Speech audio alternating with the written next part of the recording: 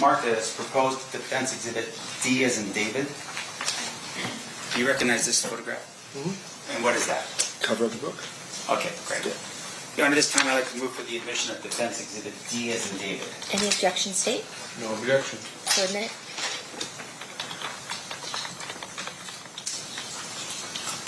May you publish for the jury? You may.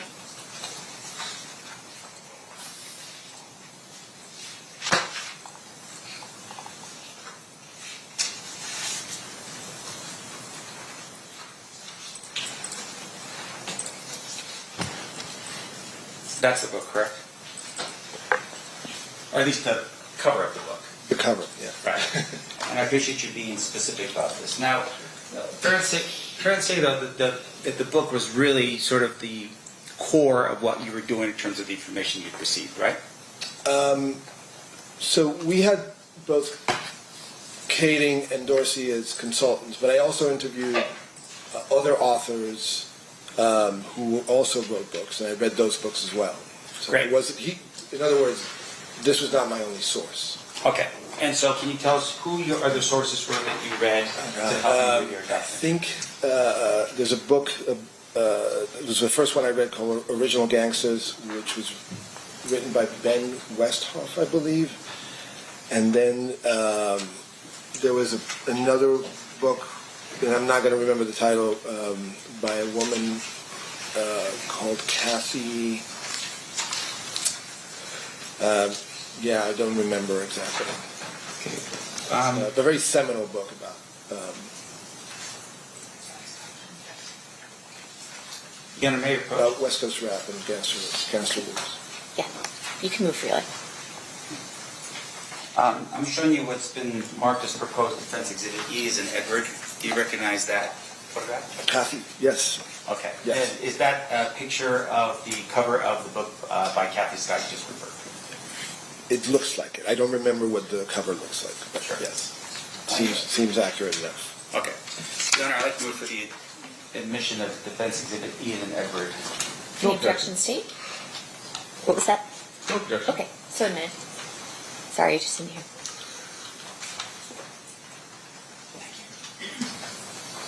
Publishing for the jury. Is that the picture, or is that the book? What other books did you review prior to your documentary? This is the only three I remember. Okay. Now, fair to say, of course, you're in the business of drawing people to your work, right? You want people to purchase your work, view your work. Is that right? Sure. Yeah. Okay. Now, in terms I'm of... not in the. I'm sorry. Can I amend that? Sure. I'm not in the business of drawing people to my work. I'm in the business of creating compelling television or television programming or films. Okay, so your... It's a different standard. Can you explain to me what the difference in standards are? I don't do. Okay, so the best distinction I can draw is like I don't necessarily do reality television, where it's just it's somewhat manufactured, it's bombastic, it's anything goes. I make documentaries which are traditionally based in journalism. I'm out there trying to get to the truth of something. So, and that truth, I believe, is compelling enough to draw an audience. So, in terms of the direction that you have in with the project, in this particular case, there was a direction, right? The direction was we're here to document the rise and fall of the death row record label, right? Absolutely. And in terms of how Mr. Davis would fit into the idea behind it, is that it's with the death of Tupac Shakur and the shooting of Marion, Suge. Yes. Okay. Now, in terms of what you were doing, though, fair to say that you had a direction. This is where you wanted to go with the project, right? It's an important element of the story, but right. It's not my final destination. My final destination is revealing the entire story of Death Row Records, which includes this unfortunate chapter. Sure. And you want to be accurate about what you're presenting in your presentation. Yeah, to the best of my ability. Right. And so in this case, you turn to Greg Kading and this other person, I'm sorry, what was his name again? Mike Dorsey. Mike Dorsey, for their verification of what was accurate and what was not, right? Yes. Now, do you recall a person by the name of Tara Long? Yes. Who's Tara? Tara was the head of E1 at the time. Okay. And she was involved with the project on some level, right? Yeah, I mean, now that you mention it, I think that she was maybe pivotal in bringing Keefe in. And I'm not sure how Greg and Dorsey came, but maybe through her, maybe through Creature. But again, they were there before it came on. Sure. And in terms of Tara's participation, can you tell the jury what contract was set up between Duane Davis and the company? I cannot. I don't know what the details of the contract are. So you never saw the contract? No. And you don't know, you can't tell this jury, for instance, how much money was promised to Mr. Davis as a result? No, I can only guess because I handed him a check at one point, or various checks at some point, and I don't, I think I remember the installments were like in the 5,000s or something. But Right. I'm just not sure. And so, and you had represented to the jury before on the state's direct that you believe there was one check, but now you're thinking, okay, it may have been installments of checks, multiple checks, right? It could be, yes. And the person that would have the most information about something like this would be Tara Long, right? Yes. Okay. Now, in addition to that, the terms of the agreement was that he was going to come in, give his interview, and then leave, right? I'm not sure what was agreed upon. Now, you did how many interviews with him? 2. Why? 2 and the one in Vegas. Right, but the 2 that were in studio, why did you do 2?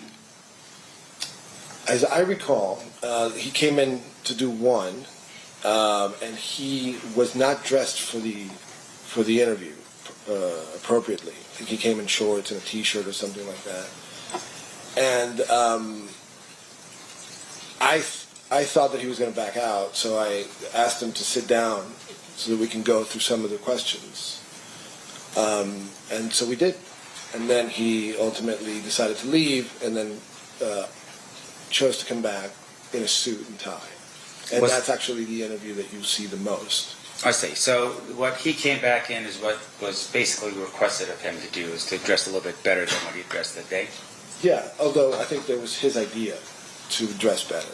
Now, in terms of the first interview, do you have a recording of that? I don't have a recording. I have a transcript. Okay. Is that the transcript that was referred to earlier? Is that a yes? Yes, sorry. Now, that's all right. And now, in terms of your recollection, is the next day you come back and you have the interview with Mr. Davis, the one that we're seeing snippets of right now? I'm not sure if it was the next day, but it was sometime after. Now, in your presentation, obviously, there is a lot of, I don't know what you would call it in Hollywood, like tones, ominous tones, as, Mr. Davis is walking down the street. That's obviously for some type of cinematic effect, right? Yeah, we're underscoring the drama of it. Right, and it's just to sort of build up an interest in whatever that scene is. Right. Okay, so the view of Mr. Davis walking, can you tell us where he was walking and why he was walking in the direction that he was being filmed? The one in Vegas, you mean? Yeah. He says it on the clip. He was at Koval and Flamingo, and he was there to kind of walk us through what happened that night. Okay. In terms of walking us through, for instance, do you film him being exactly in the lane, pointing to the other lane and saying, this is the lane where this happened, this is the lane where the women were, or anything like that? Do you have that? Don't remember exactly. So he's standing on the corner of Koval and Flamingo on some corner and saying, this is where my life changed. Yes. Something like that, yes, right? Correct. But in terms of specifics of where it was that everyone was located on the street, did you film him pointing to exactly where this was, exactly where that was, here I was there? I think we did. Okay, and that would be in... I don't have that. I don't think we have that transcript. Okay, and once again, you don't have the transcript, you think you did, but as you're sitting here right now for this jury, you can't show that, right? I can't show it, and I'm not entirely certain. But I would think that if I brought him there, it would be more than just to appear on camera for 30 seconds and say my life has changed. Sure. And I do recall being there for much longer than that. Okay. And once again, it should be captured on film somewhere, if it's from you guys. Okay, but it's not here today. No. Now, in addition to that, your testimony is that you had, there were parts of the video that shows like, I guess there was like a proffer version. You said there was a proffer and there was a guy with a beard. Is that in the proffer? There was a guy with a beard? Yeah, there was. I saw a snippet and there was just a glance, but it was a guy with a beard and you said it was the proffer. Is it just the audio recording with the backdrop of some guy with a beard? So what we did was we had the proffer audio. We had the interview that I conducted in the studio, and then we had some recreations where we brought an actor and some actors to kind of recreate the setting of the proffer. And in that, Greg Kading appears. He's visibly in the room, listening to the actor who's playing Mr. Davis. Oh, I see. So it was just a reenactment, dramatization. Is what you Correct. would call it. Okay. Now, when you're setting that up and that's happening, that's Greg Kading's direction, right? Direction? Meaning that he's telling you, here's how everything was, or this is how the room looked, or something along those lines. To some degree, yeah. Okay. Yeah. Now, there were some camera considerations there too. And Greg Kading was being paid for his work. Was. Now, he also at some point shares with you, I would assume, and you tell me if I'm wrong, that there was a proffer, and the proffer was done in 2008. Yes. Now, your project was when again? I'm sorry. Say that again? When was your project? When was 2017 is when we filmed. 2018 is when it aired. Okay. And you're hearing this from Greg Kading, and you understood, I was imagining, based upon the proffer, that there was an agreement that, hey, he's going to give information, and on that information, he was not going to be prosecuted, right? Yes. Was there some condition that would, if there was a violation of that condition, would then cause the proffer to be made public? Objection 1 calls for speculation. 2, legal conclusion. The court's already ruled on the admissibility of the proffer. What's your response? It's, well, let me rephrase the question, Judge. Okay, so I'll sustain the objection and you'll rephrase. Let me ask you this. So, in terms of your interview, is that a yes? No, I'm listening. I know, but once again, when you say I just have to make sure it's clear for the record. I'm just listening to the question, so it's not a yes. Okay. In terms of your recollection, was there a reason why, in your recollection, Mr. Davis could give his information to you? Why he could? Objection calls for a legal conclusion. There's no legal. Why he could? Are you just asking if he told him, or Yes. okay? If you want to rephrase a little bit. Did Mr. Davis? Did you ever find out as to why Mr. Davis gave this interview to you in 2017? Objection speculation. Sustained. Did you at any point during the time period ever know if Mr. Davis had violated the terms of his proffer? Objection. New approach.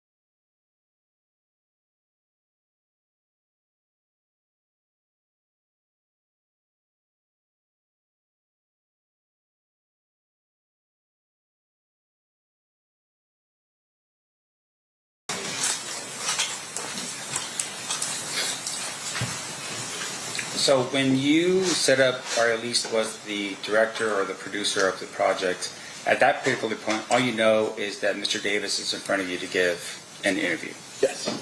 And when you had an opportunity to sit down with Mr. Davis, you went through an interview, and I want to make sure I'm clear here. Was the interview done in a way where he promised to tell you the truth? No. I mean, I would assume that he would tell me the truth. Sure. But once again, though, it's not like you're sitting here right now where you swore to tell the truth that you're under oath. Correct. And with regard to the information you did receive from Mr. Davis, did you at any point verify any of it? Yes, of course. I mean, that's partly why I had Mike Dorsey in another room. Sure. So it would be Mike Dorsey and or Greg Kading confirming the information that you are getting from Mr. Davis. Correct. Now, in the event, though, that you believe that Mr. Davis was not giving you the information that was consistent with Mr. Kading or Mr. Dorsey's interpretation, what would have to happen at that particular point? Well, I mean, I also conducted 30-plus interviews, so some of those other interviews in the show would corroborate what he said or not. But once again, I'm asking you specifically about Mr. Davis. No, I'm saying, I'm talking about Mr. Davis's interview. Sure. He provided some details in that interview that I not only did I corroborate those with Mr. Dorsey or Kading, but I interviewed people like Mob James. I interviewed other people who could corroborate certain aspects of his story as well.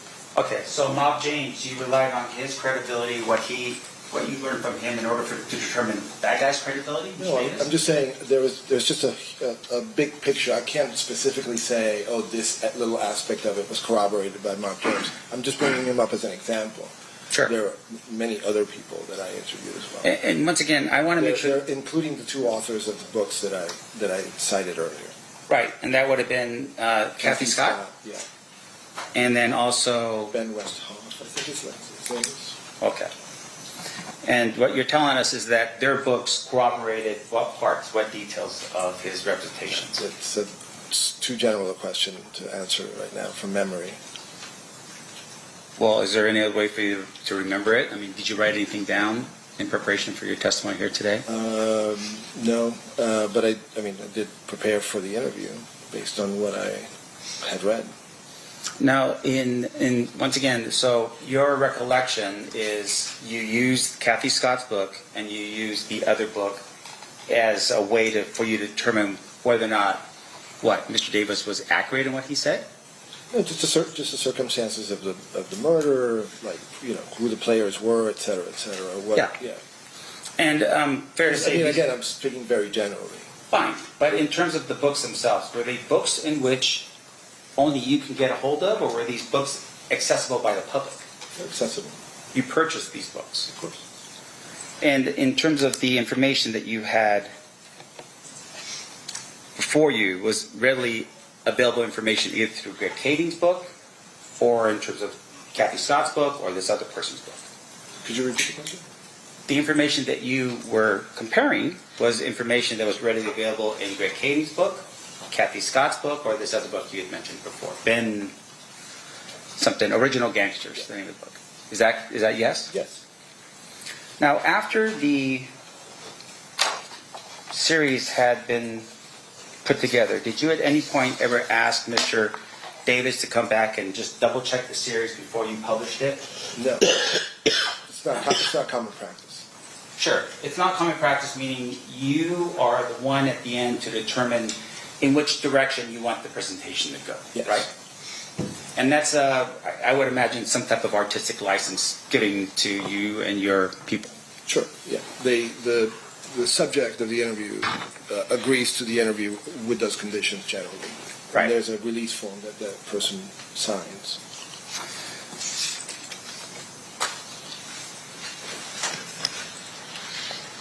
And do you know the whereabouts of Tara Long now? I do not. Do you know if she's still working in the industry? Not sure.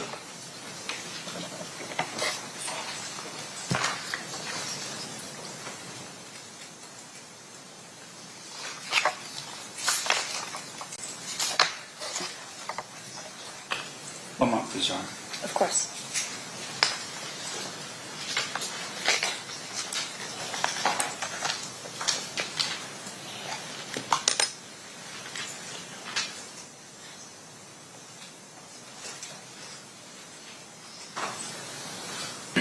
Just one final clarification. In the beginning, we talked a little bit about this. I was trying to write it down. Blaze, that very first snippet that we had, it was like... Sizzle reel. Sizzle reel, okay. Did you conduct, was that your sizzle reel? No. I mean, it was for the same project, but it preceded me. Right. In terms of that sizzle reel, do you know how it was created? I don't know the circumstances. I know he was brought, that's the studio we shot in, so I'm familiar with where it took place, but I don't know who did it, when it was done, or anything like that. And so in terms... I'm just going to add really quickly that the clip that was shown is sort of a composite between the sizzle reel and then like a promo that BET actually did for the show. So somebody put that together, unbeknownst to me, or, away from my control. Okay. And so, but you don't know who that was? And is that a no? No. And with the way it was filmed and the reels and so forth, you don't have access to those reels either? Of that sizzle reel? Yes. In particular, no, I do not.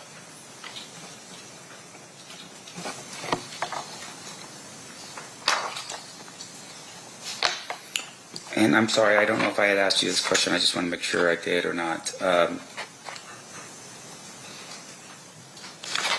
The actual contract itself, did you ever see it for yourself? I did not. And is it something that you would have signed as the producer or what do they call that? Producer or... Showrunner? Yes. Is that something that I would have done? Yes. In some cases I have. But in this case you did not? No. It just, these were the terms that, came with the job. Right. Was there any residuals here given to Mr. Davis as a result of his interview? Residuals? Meaning that, did he get any type of like percentages if the Not that I know documentary? of, and that's unlikely for this type of show or project. Can you tell us how much money was made from the creation of this particular project? No idea. I'm just a conduit. I make the show, I get paid for my part, and then it gets delivered, and then whatever happens with it, just let it go. Do you get a percentage of whatever is made in the future on the project? I do not. Very rarely I get residuals through my union. I belong to the Directors Guild of America. So sometimes I haven't gotten a check for more than $200 for residuals. So in this project you were just paid for your work and no further compensation at all? Not in the documentary world. It's not something that happens very frequently. I see. And can you tell us the difference between, like, say, for instance, a documentary on Shark Week versus one that you do? Those are very different things. They're both documentaries. I don't work with animals, no. These are the requirements for that sort of thing, underwater filming, there's just it's like apples and oranges. If you want to draw a distinction between reality TV and what I do, I think that can be more helpful with that. Yeah, meaning, so there's reality TV, meaning you're filming a shark doing shark things, versus what you do, which is more interpretive. It's not... I want to be careful about how I answer this. Sure. When you're just in nature looking at an animal, there's interpretation too, by the way. There's music added to it. There's other components that would fall into the category of artistic, artistic input. I would say the same is true of documentaries like this. But they're rooted in wanting to present something that's real and accurate, and that's the school I came from. But once again, that's an intention. Is that always the case? Sometimes it isn't. It's certainly my intention. Thank you. I have no further questions. Thank you. Any redirect, Mr. Paul or Mr. What was you, Mr. Director? Thank you, Judge. No, thank you. Thank you, Mr. Diaz. Ladies and gentlemen, hang on one second. Ladies and gentlemen of the jury, any questions for this witness? Okay, we have a couple.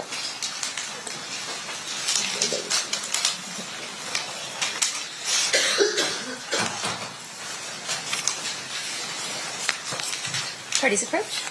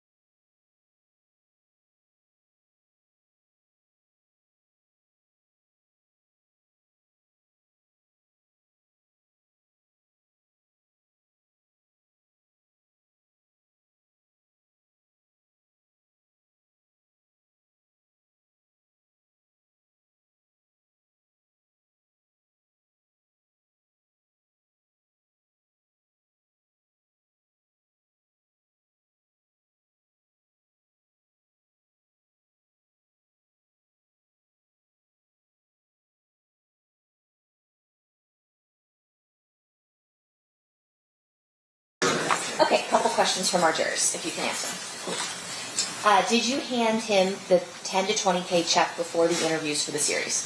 No. How did the film studio obtain the audio recording of the 2008 proffer? It was given to me by either Mike Dorsey or Kading, I can't remember which. Did Duane Davis have any right to approve or edit what recordings or edits were included in the docuseries? No. Was the proffer used to compare or confirm the story Mr. Davis was telling for TV? Yes. How was the decision made to use the proffer for TV? In my case, I just wanted to present as complete a picture as possible, so I used elements that perhaps were missing from the interview that I conducted from the proffer.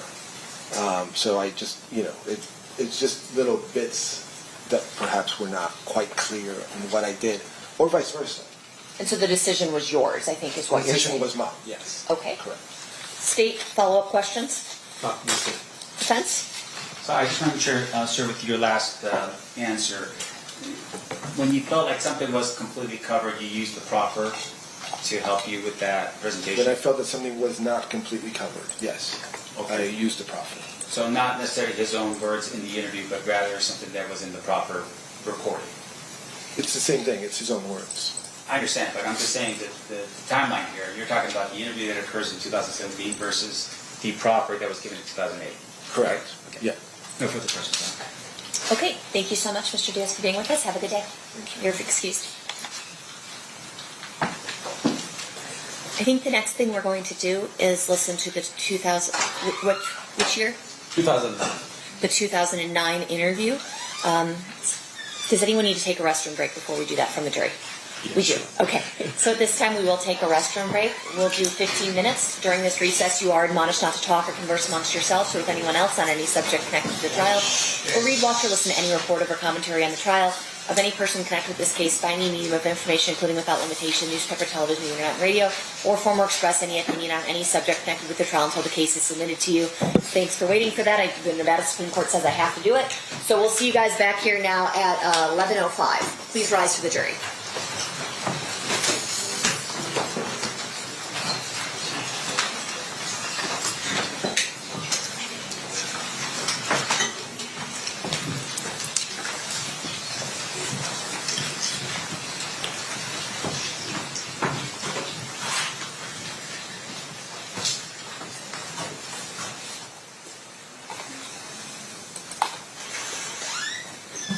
For the record, the jury is exiting the room. Anything we need to address outside the presence? No, Okay, we'll be in recess. Back on record in State versus Davis, C377407. Anything we need to address outside the presence? Your Honor. Okay, let's bring the jury in. As long as they're done with their restroom break.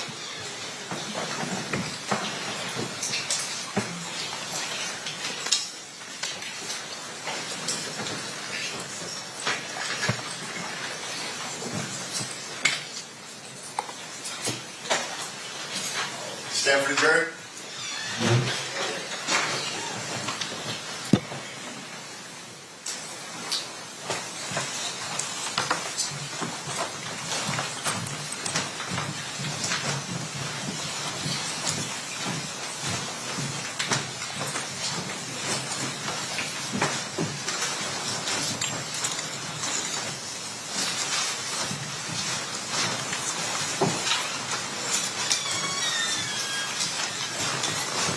The parties stipulate to the presence of the jury. Yes, Your Honor. Yes, Your Honor. You may be seated.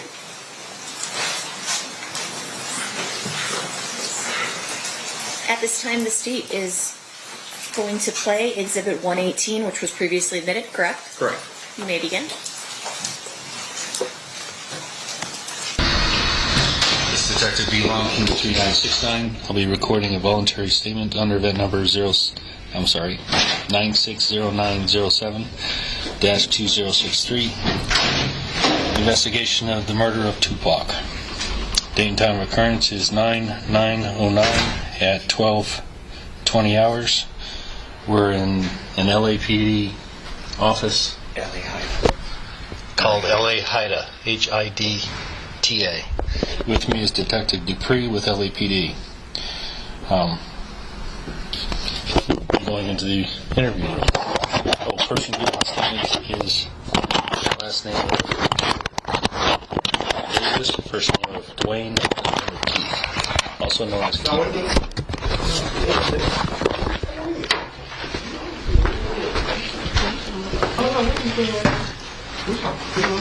Oh, how you doing? Good, how are you? This is Detective Long, Las Vegas Metro PD, Duane Davis.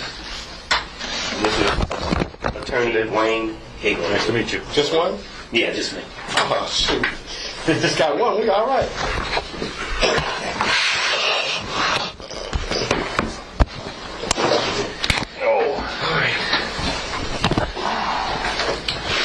Okay. So you one of the investigating officers? Yes.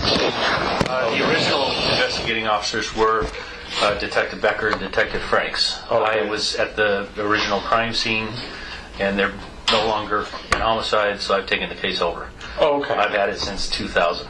Okay. Okay.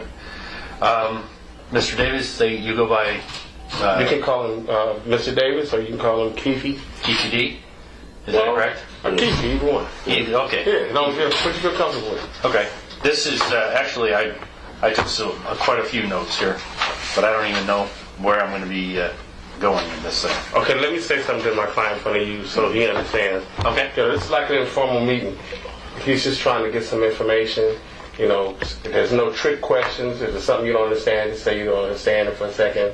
You know, but his intent is not trying to be crafty. He just wants to ask you questions and try to answer them truthful, and we'll be out of here, and that's it. Right. Yeah. I have absolutely no intent of arresting you today. Yeah. You understand that? I have all I wanted to gather is some information. Yeah, that's not what he's not here. He's not saying he's going to arrest you, but he's saying No. I'm yeah, not. No. Yeah, but he's saying he's not here for that. He's here to make sure everything's clear. Right. You know, and he wants you to be honest with him. It's not clear if you're not honest. Okay. Yeah, that's exactly right. You understand everything? Yeah. Okay. What's your name? Duane Davis. His real name is Duane Davis, yeah. Okay. And what's your birthday? 6/14/63. How old are you? I'm 46.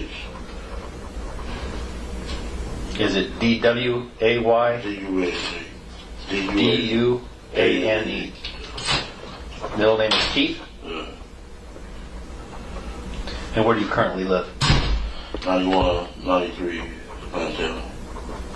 Lantana. Lantana? Yeah. And Drive, yeah. drive? Cologne. Corona? Do you have a telephone number?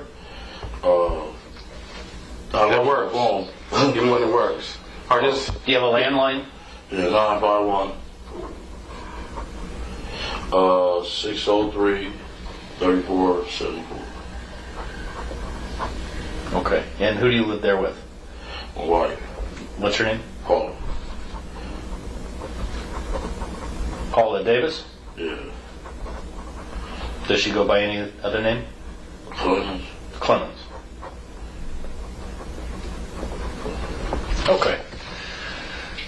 Now, we're going to be talking about Tupac. Is that right? well, whatever you want to talk about. He didn't actually, I didn't brief him, so Oh, okay. you're telling him. Well, Detective Dupree gave me a call, and he says you may be help to me in the Tupac murder back in '96. Yeah. Is that correct? Yes. Okay. And back in 1996, you were living where? Compton. On Burris Street? On California. On California Street. Yeah. Okay. Did you have a place on Burris? No, I ain't have no place on Burris. Okay. 1405 Burris, who was living there? That's my dad's house. At your dad's house? Okay. And you had other family that was also living on Burris? Yeah. And who was that? Lando and my sister, Gail, Rosin. Okay. Lando being Orlando. Orlando what? Anderson. Okay. I know you know that I know what you're talking about, but I need to hear it from you. I'm going to ask you really stupid questions. I just need to hear the whole answer. Yeah. Okay? Okay, so Orlando Anderson is what to you? It's my nephew. And he went by what name? Baby Land. Did he go by any other name? No. Lando? Lando, yeah. Yeah. Well, that's what I'm referring to, because we've heard both. So I just want to know if that's the person we're talking about. Yeah. Okay. Did you have any other family over there? No. Do you have a brother? Brother?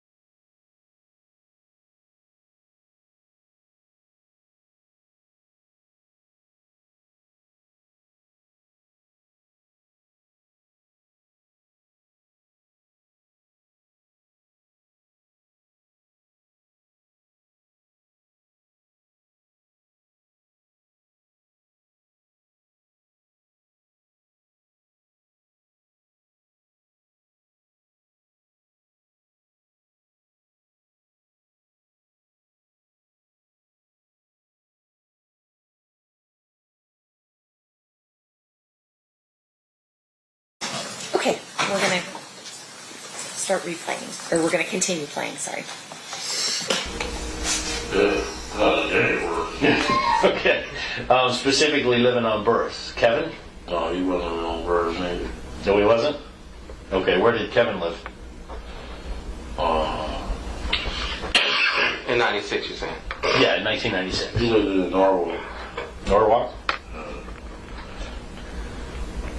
Okay.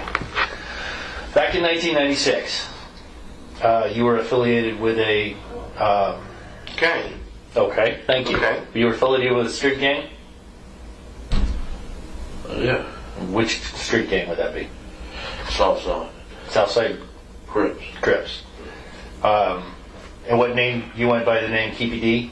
Yeah. Okay.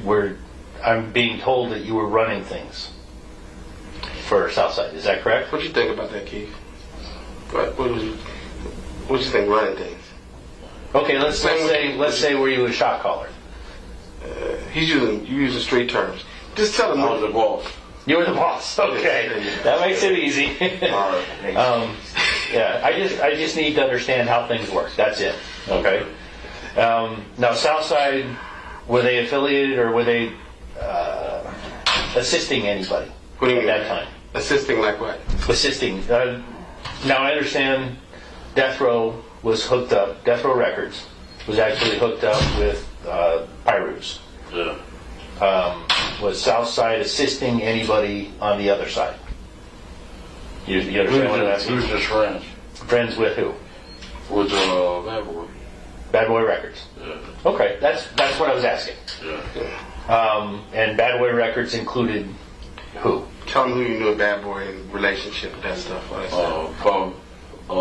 Puff Daddy, Biggie, all them. Okay. MCs. Biggie Smalls, Yeah. Combs is who you said, Puffy Combs. Yeah. Okay. I'm sorry. Well, I didn't get your name. Oh, Wayne. Just call me Wayne. Wayne Higgins. Wayne Higgins? Yes. And you're his attorney? Of course. Okay. Very good. Okay. But you said something that stuck in my mind. You said, I'm not here to arrest you today. Yeah. I'm not here to arrest you. I am not here to arrest you. I am not going to arrest you. Keith, You understand me? Yeah. He just wants some facts that maybe we have previously discussed.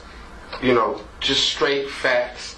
Because once you tell straight facts, it really, I don't think it's going to be much of a basis for that discussion. The reason I said that, I just want you to know that you're free to leave. I'm not arresting you. That's what I'm trying to tell you. That's all I was trying to tell you. My wording was poor. Okay? I'm sorry. All right. Okay? Yeah, they're not I'm trying going to leave. I'm going to go back to Las Vegas. You're going to leave and go wherever you want to go. Yeah. Okay? We're good on that? Yeah. All right. Okay. I'm still building up to the night in September. And I'm trying to get some of the background information put together. That's what I'm doing. Okay? I understand that Kevin was there, Orlando was there. Who else went to California? Vegas. Las Vegas with you. Or met with you in Las Vegas. How should I put it that way? Tell him the people you was around when he was in Vegas. Corey Overs. What did Corey go by? C-Ray. C-Ray? Yeah. Okay. And he's Southside? Yeah. And, okay. Is he still alive now? Yeah. Okay. Who else? DeAndre Smith. I remember DeAndre. That's Big Dre? Excuse me.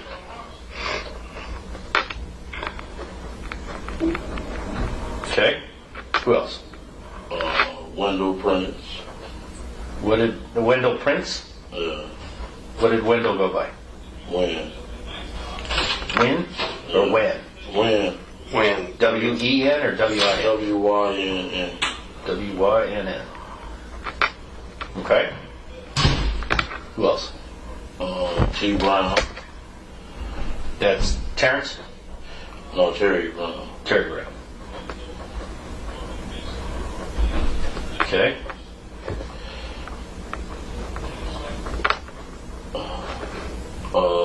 Tracy Session.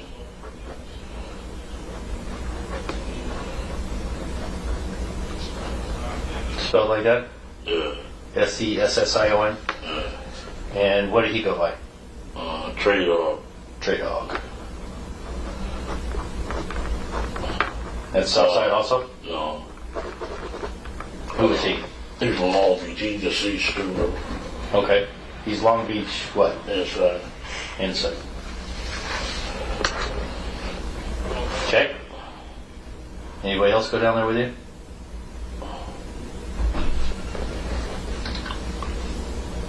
Kading. Me? No, nephew. Yeah, he already said us three.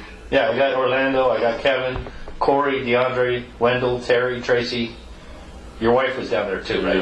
Yeah. Anybody else? And Kevin's wife. Kevin. What was her name? Gina Do you know what? Davis.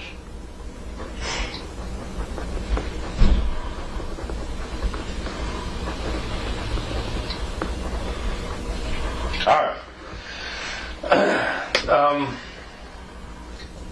How did everybody get down? I'm sorry. Was Orlando's girl down there too?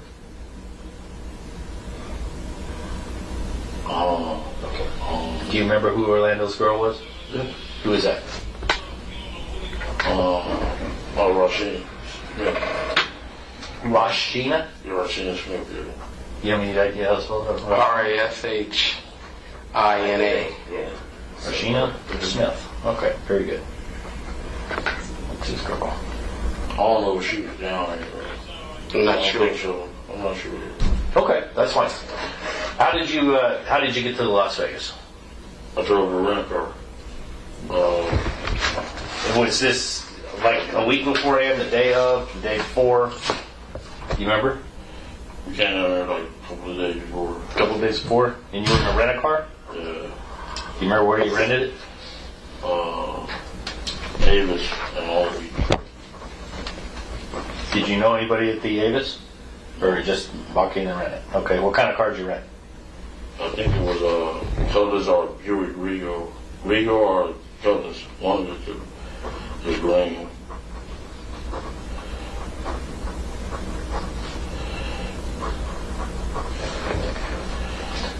And who all rode down with you? Me and my wife. Just you and your wife? Yeah. Where did you stay? I stayed at Monte Carlo. Okay. Do you remember how Orlando got down? No, they came down a couple of days after the day of the fight. The day of the fight or the day before the fight? The day of the fight or the day before. I know we were down a couple of days before now. Okay. And how did Orlando get down? Him and Big Drake came. What kind of car? Kevin and T-Brown.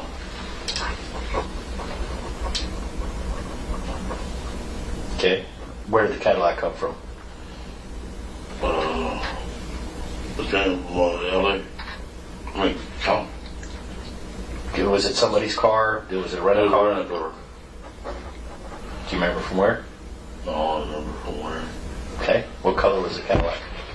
White. Four-door? Big one? You remember what kind of cab? Oh, no. It was a big one. 4 doors, right? Do you know where that car went? What do you mean went? Like where? Afterwards, did he get returned to the rent-a-car place? Yeah. It did. Okay. But you don't remember what company it was? No. Okay. You remember who rented it? No. Okay. This is what helps me. If I have facts, I can corroborate everything that's said to me. It makes everything look better. So that's what I'm doing, is I'm trying to build up things. There's a lady, she died though. She passed away. What's her name? Who's he related? The rent-a-car lady at the rent-a-car place. No, the one that I rented for. Who she was related to somebody, or she was friends with somebody, something in the family, somebody from the hood. T. Brown. T. Brown's girl's mother, something like that. Yeah. T. Brown's girls. mother? You said she passed away? Yeah. The Harris lady did? Yeah. Okay, deceased. Do you remember the girl's name? T. Brown's girl? I don't remember. It's been a while. I don't remember her name. What was her name?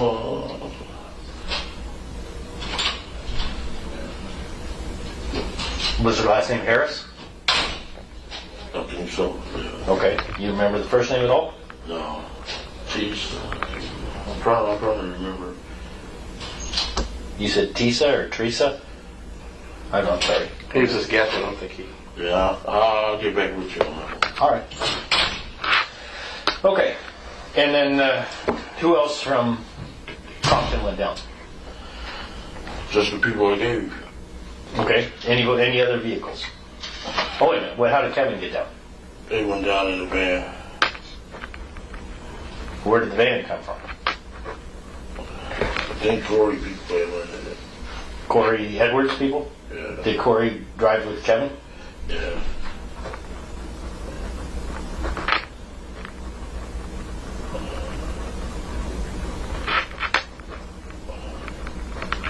What color was the van?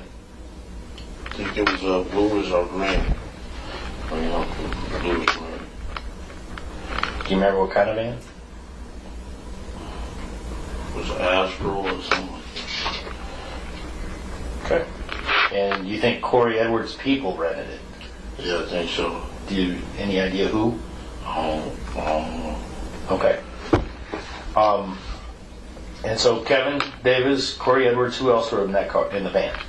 When Tracy. Wendell Prince and Tracy Sessions. Okay. Did they go down the day before also, or do you Remember remember? the same day I went. Okay. Or do you remember where Orlando, Big Dre, and T Brown where they stayed? No, we was all, mostly all of us in that room. At the Monte Carlo. Yeah. Okay. What about your brother Corey, Wendell, and Tracy? Where did they stay? Money problem. Monte Carlo. Okay. All right.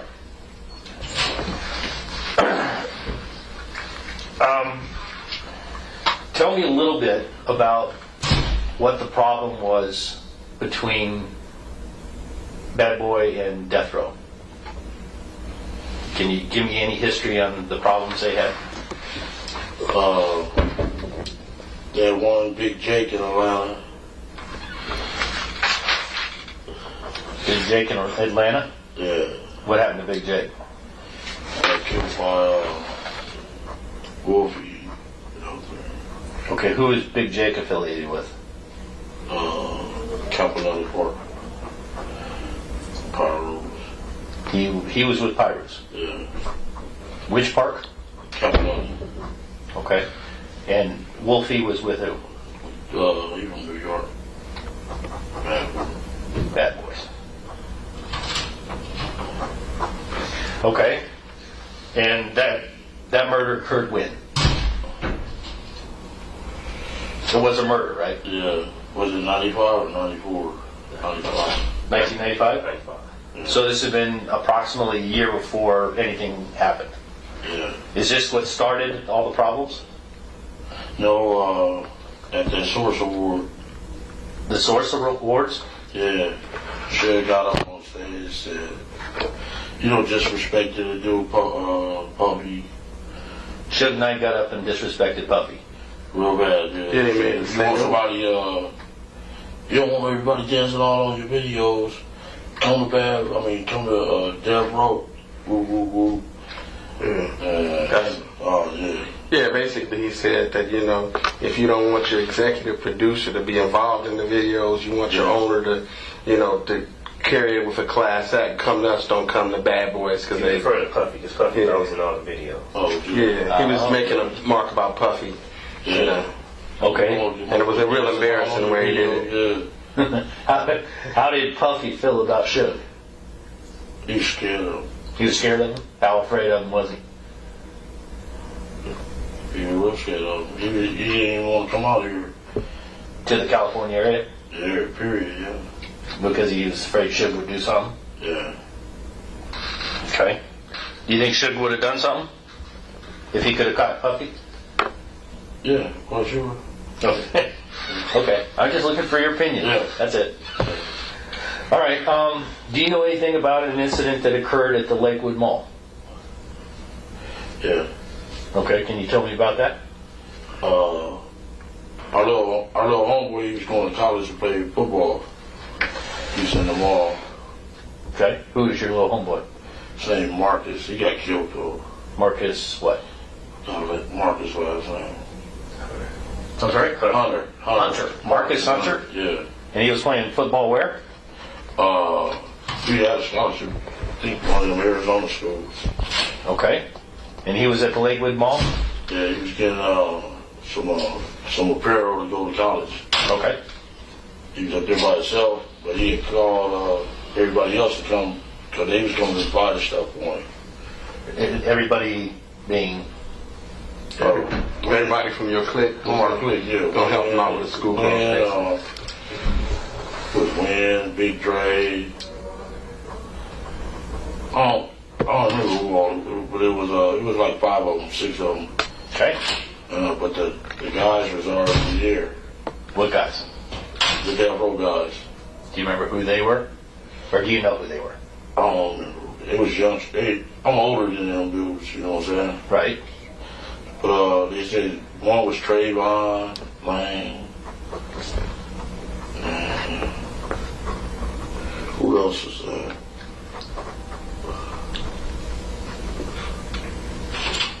Kevin Wood. Yeah. Okay. K-Dub? Yeah. But some other little guy, I know his older brother. His brother's name is Corey. I don't know the youngster name. Corey. You know who Corey's? No. Okay. And another youngster? No, I know the brother. Corey is his brother.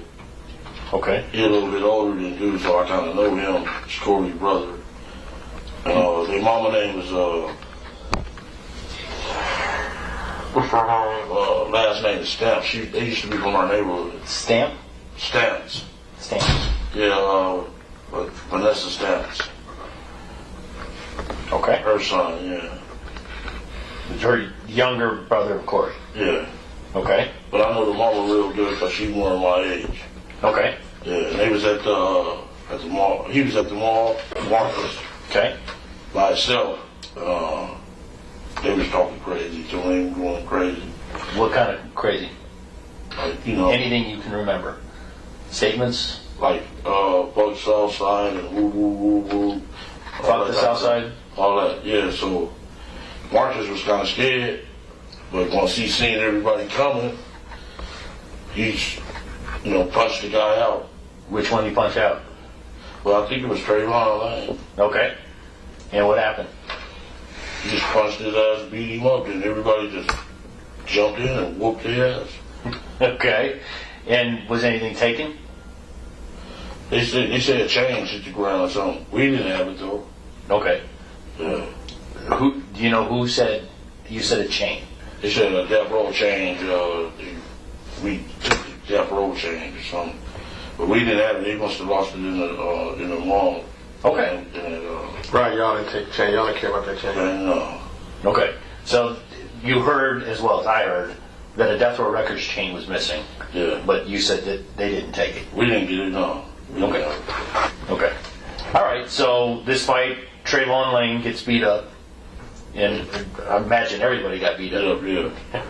All right, and that also caused tension. Yeah. Okay.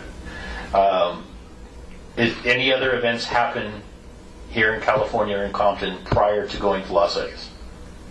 Any other things happen that caused any kind of tension between Death Row, Bad Boys, y'all?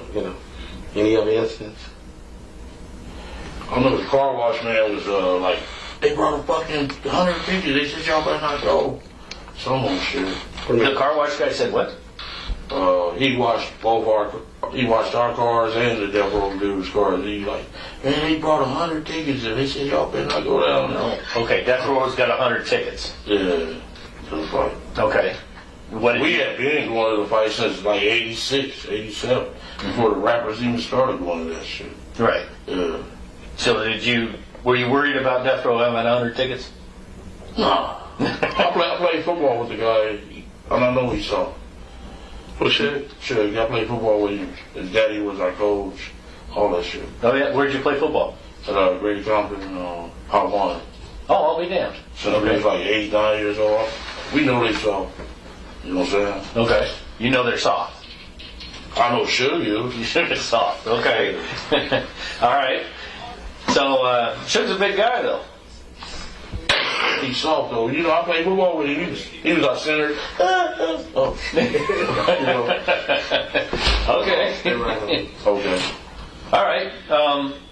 So there's no worries about them having 100 tickets. So everybody goes to Vegas, and you spend a couple days there before the fight. Yeah. Are there any incidents in Las Vegas prior to the fight, the Tyson fight?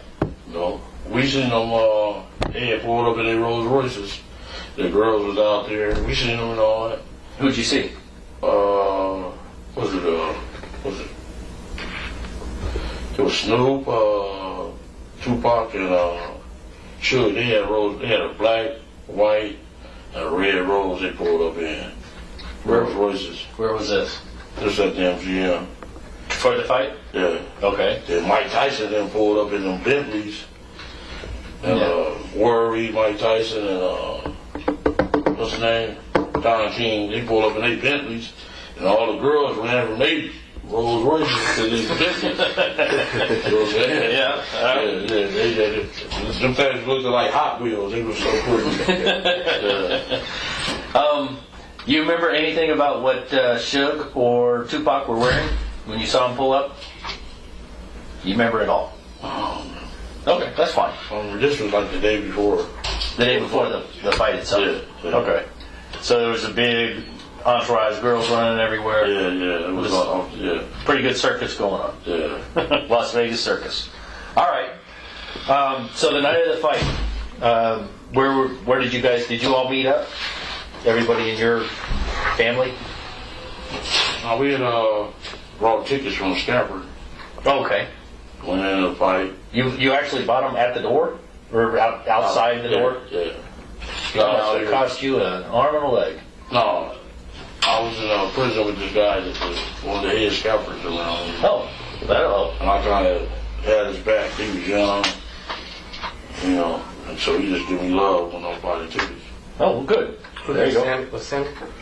My Sammy is his little nephew from Williams. He be at everything, in front of everything. Okay. All right, that's fine. I don't want to go into that. So, did you get all seats together? No, he separated. We was all around the thing. Okay. Then after the fight, we went into one of the restaurants in the MGM. Okay, short fight? It was real short. So, Would you remember you have any idea what restaurant you went into? no, it's only video though. Yeah, okay. And who was with you when you went to the restaurant? Everybody except Lane. Everybody except Lane. Where was Lane? I guess he was still coming from the fight. Okay. Do you remember what Lane was wearing? What's his name, jersey? Dan Marino. Okay. All right, and what were you wearing? Oh, shit. You don't remember? That's fine. That's fine. So were you present when Baby Lane had the problems? No. Okay. Baby Lane told you what happened? No, so what other guys came to the restaurant and told us. Who were the other guys? Some East Coast guys. Okay. What's his name? What's his name? East Coast. The one with, no, the Crip dude. It's on the East Coast? East Coast Crips. Oh, Trey. Not Trev, what's the other boy? Oh, Light skinned kid. He had in Paramount. Oh, Anthony. Anthony Trey. Yeah. His last name Trey. That's what I said. Trey. Okay, Yeah. He's from East Coast. He out here. Anthony Trey. T-R-E-G-G. T-R-E-G-G-S. Is he the one that was present when Baby Lane? He came up and helped Baby Lane after the beating. I think so. He told us, man, he just jumped on Lane. Okay. Is Anthony a little older? Was he a little older in 1996? Is what I'm saying. No. Older guy. No. There's a male, a little older, wearing a white shirt that comes and helps Baby Lane after the beating, right after the beating. He stands there with him, helps him get his Zip? I don't know. Because the Zip come over to you guys after that? Was he with Lane when they walked up? Or was he with... We walked up, we seen him. Okay, well maybe it was Zip. Okay, who's Zip? Zip as in Z-I-P? Yeah. He's from New York. One of Puffy boys. Okay, do you know his real name? Bombshell. Oh, that's his moniker too, Von Zip. I think it's Eric Martin or Equan Williams he goes by. You're killing me. Martin Eric Martin or Equan Williams. Okay. And he's from New York. Yeah. And he was he hanging out with you that weekend? Yeah, we are. Okay. Richie Ridge. Reggie Reg? Richie Ridge. Richie Rich. Oh, okay. He's from New York. Wedo was there. Wedo. Yeah. Like Hispanic Wedo? Yeah. Meaning white boy? Yeah, white boy, but he is black. But he's real light skinned. They just call him Wedo. Okay. Do you know Wedo's real name? No, I don't know his real. Okay. Richie Rich, do we have any idea what his real name is? He's from East Coast, somewhere. That Richie Rich? Yeah. I think he got 30 years. That's what they said on the bed. Richie Rich did? Yeah. 30 years for... Drugs. Okay. All right, monsters.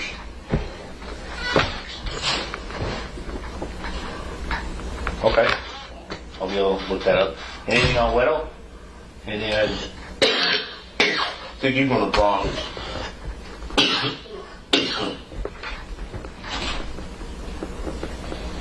I'm not sure how to spell Wedo. W-E-T-O? Wedo? No, that's the... I'm not. He just gave you that. That one I'll write it down. Know what it sounds like. Okay. All right, so Zip, you see Baby Lane right after something happened, and he's with Zip and who else? He was with them cats. Zip, Richie Rich, and Wedo. And what is... What's that? What did Baby Lane tell you? They jumped on him. Who? The devil shooting him. But his arm was like out of socket. They beat his arm. His arm was socket. Okay, so you said Suge. Who else? Suge, Country, Trayvon, Tupac. Okay. And they beat him pretty good. Actually knocked his arm out of the socket. Yeah. Yeah. Anything else?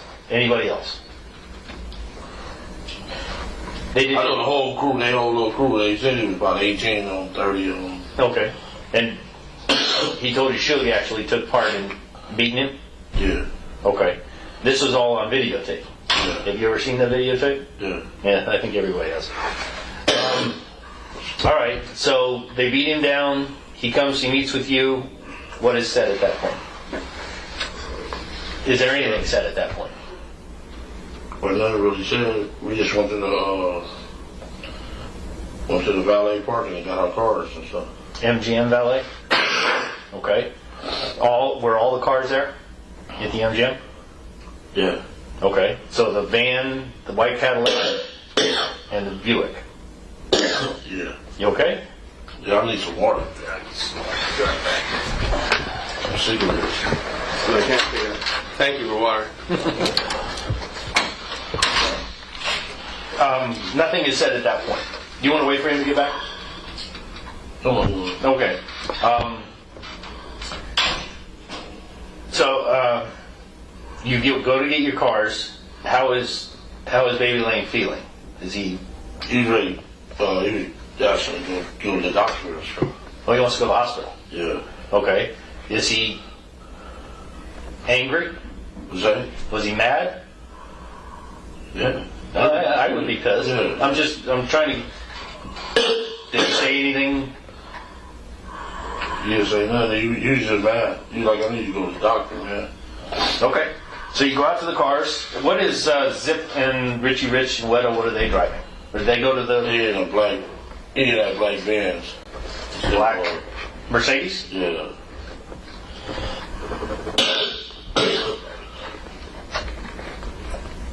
Do you have any idea where the Mercedes came from? Did they drive across country? Did they rent it in Vegas? Do you have any idea? From LA. It's from LA. Yeah. Was it a rent-a-car? No, it was his.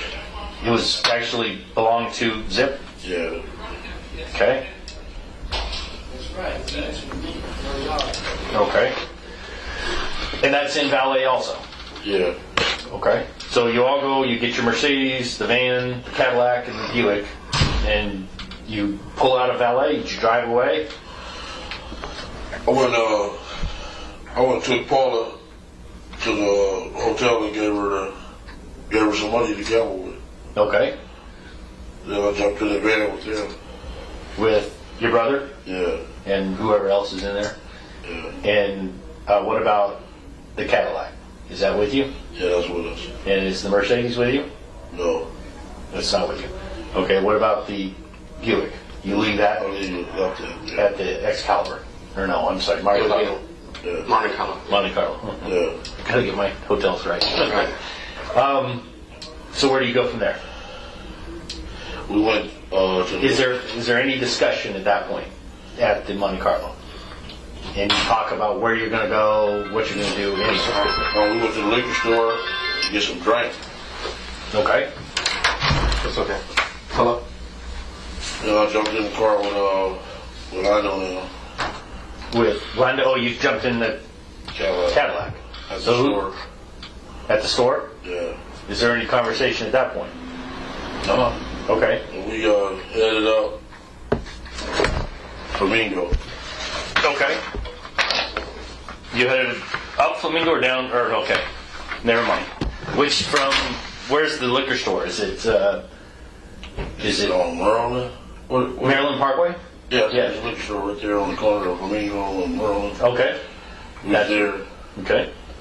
And we left from there, and they got caught by the light. The van did. The van did. Okay. And once we got to Los Angeles Boulevard, Where were you guys going? Were you looking for something? we was going to the MG. We was going to the hotel. Back to the hotel. We had our drinks and stuff. Okay. This is where we're at. They leave. He drops his wife off at the Monte Carlo, Yeah. and he leaves the Buick at the Monte Carlo. He then jumps into the van with his brother and those guys, and they're followed by the Cadillac. Yeah. They drive to Maryland Parkway and Flamingo, which is going to be to the east. And they go to a liquor store and they buy some liquor. Okay. They then decide to drive up Flamingo to the boulevard. Yeah. And you're now in the Cadillac Yeah. with Baby Lane, and the van is following him at this point. No, the van was Got stuck stuck in at the light. at Maryland Parkway or one of the ones One of the between? lights, yeah. Okay. So you're headed west on Flamingo. Yeah, that way. Just Okay. right there. Okay. And we had the light on Las Vegas and Flamingo. And Tupac hanging out the window. Hey! And all the girls was going crazy on the corner. Shit, that was the motherfuckers right there. Mm-hmm. And hooked the U-turn, went on the side, passed by all the cars. Okay. This right here is Cobalt, and this is Flamingo. Okay. Yeah, This Maryland Parkway is down here. The boulevard is right here. yeah. Okay. So you drive all the way up. You see Suge hanging out the window. Shit, Tupac hanging out. I mean, sorry, Tupac. Yeah, Suge wouldn't be able to do it. Tupac's hanging out the which side? Passenger side. Okay. Did you see who's driving at that point? Yeah. Who's that? Sure. Okay. Anybody else in that car? No, it was just empty. What kind of car was it? 750 BMW. Okay. Are there other vehicles in line with them? Yeah, a whole lot. A whole bunch? You remember the vehicle right behind it, or do you? A black jet or an SS Impala. Okay. Then there was another BMW wagon. He was on the other side. So it was about 18 cars. Okay. All right. So you come down. There's a turn lane to go this way, and there's actually 3 travel lanes, and then there's a lane to go this way. What street is this? This is Kowal. This is Flamingo. Okay, The boulevard is right here. Las Vegas, and we came this way, Right. made the U-turn. Okay. And you're now behind the entourage. Yeah. Okay. Then we pull up on the gutter lane. Okay. Pull up on the side of it. Okay. Were you in the gutter lane, or were you? We was on this lane, the right-hand turn lane, right here. Okay. And you're in the white Cadillac. Who's in the white Cadillac? E.T., Lando, and Dre. Okay. Let's start with you. What seat are you in? I'm in the passenger seat. Well, which passenger seat? Front or back? Front. Front passenger seat. Who's driving? T. Brown.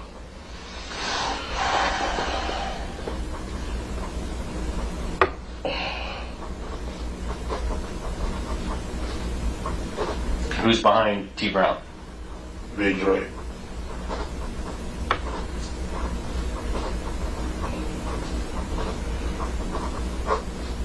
And I guess Orlando would be behind you. Yeah.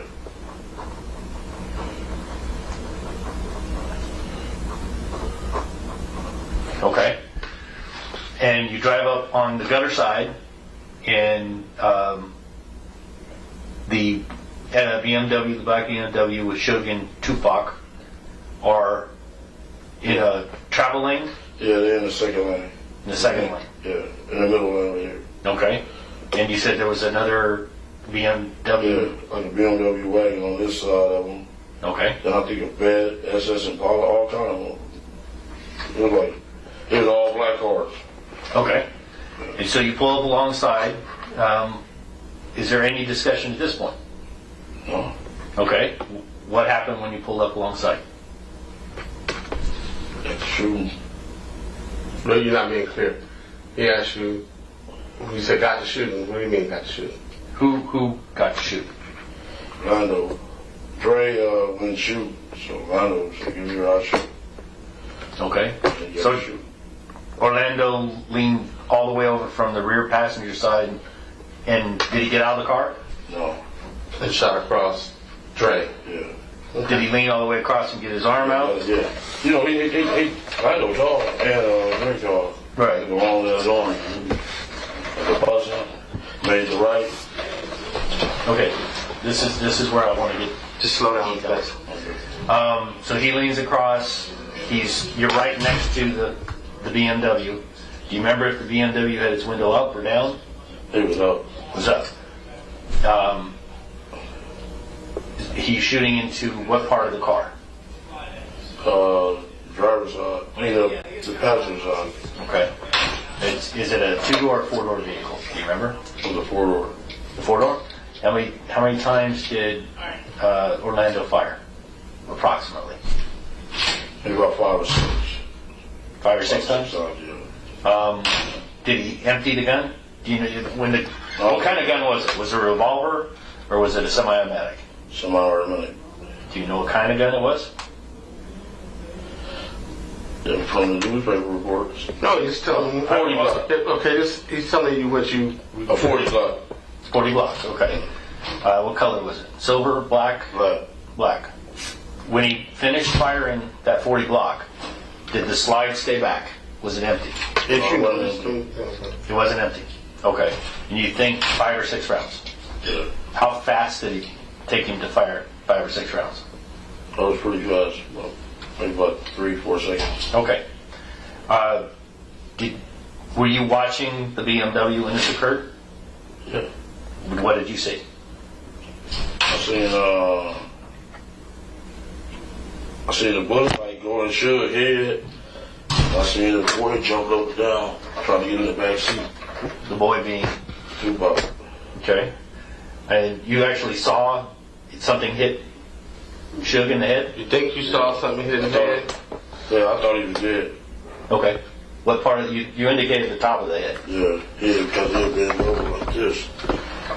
Trying to get into the back also, or leaning towards the back? Like, no. Oh, into the passenger Yeah, side. yeah. Okay, I got you. And then you saw Tupac bouncing around. Did Tupac try to do anything? No, he was trying to get in the back seat, trying to duck, trying to hide. Okay.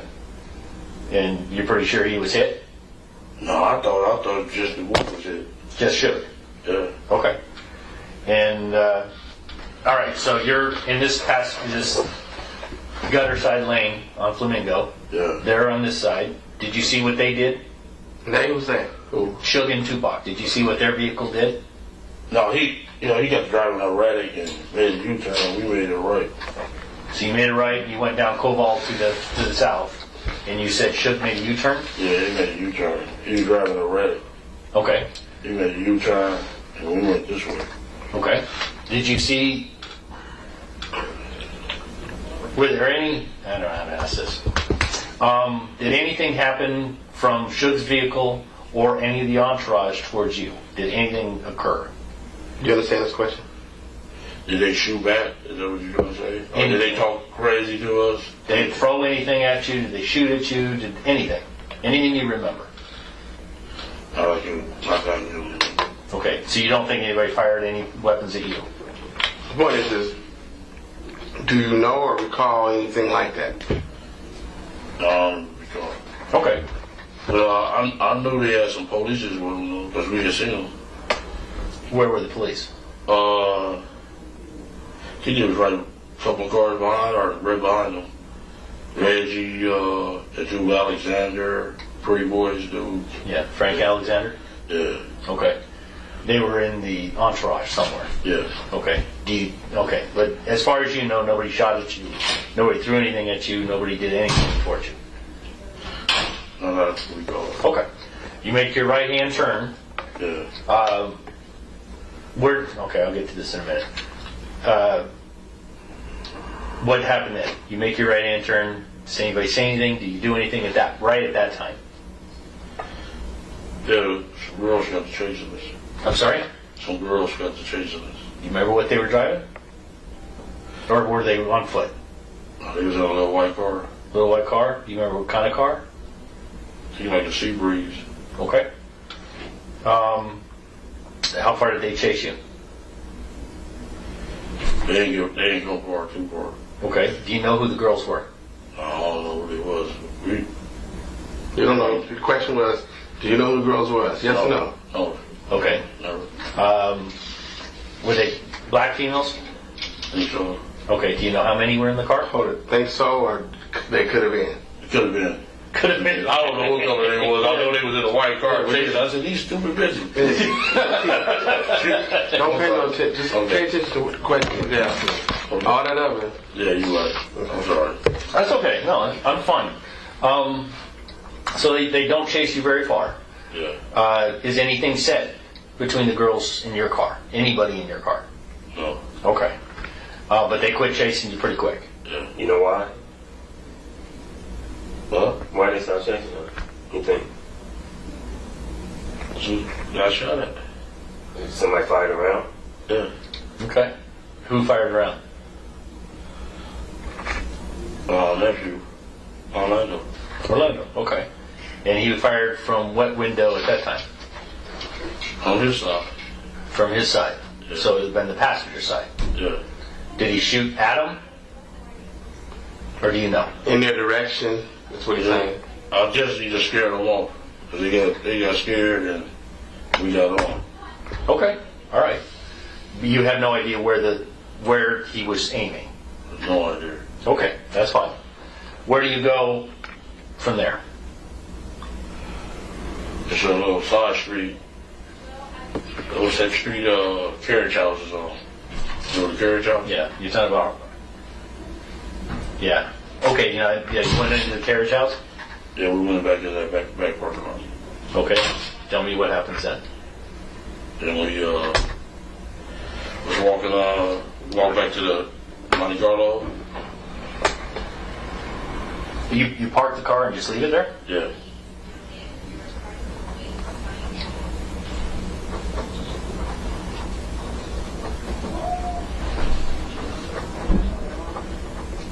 So you park in the rear parking lot for the carriage house. Yeah. Is that correct? Yeah. And you leave the white Cadillac in that parking lot. Yeah. And you walk to the Monte Carlo. Walk by the MGM where that Coca-Cola sign is. Yes. Yeah, we walked by like that little street. The lane was somewhere else. I'm sorry? Lando went somewhere else. And Do you know where Lando went? I don't know where Did he still have the gun? No, Where was the gun? on the tire of the Cadillac. You left it on the tire? You The remember only which? question is, Orlando left from the tire, right? Yeah. Okay, Yeah. that's what he meant. Yeah. Do you know which tire? I think it was the front passenger side. Front passenger. Okay.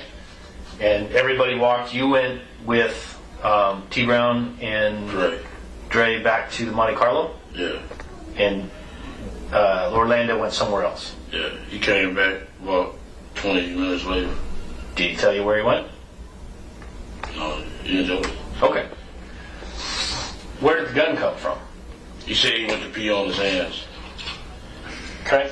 Why would he do that? To get the gun. Oh. Get the gunpowder. That's what you assume to get the gunpowder, right? Yeah. That's on the street stuff. Right. Yeah. I get it. To get the gunpowder residue off his hands. Yeah. Okay. And the urine helps in that. Yeah. Okay. I get it. Where did the gun come from? From Zip. Okay. At what point did Orlando get a gun from Zip? In parking garage. Which one? The MGM. Oh, it's valet. Yeah. Okay. Tell me about that. You come out of the fight. Orlando's been beat up. Yeah. Oh, why does Zip give Orlando a gun? I mean, you want him to assume what happened, or Anything you heard at this point? I want to know what you heard. specifically what you heard. What I heard? Yes. What does Zip say? Or Orlando. What anybody said at that point.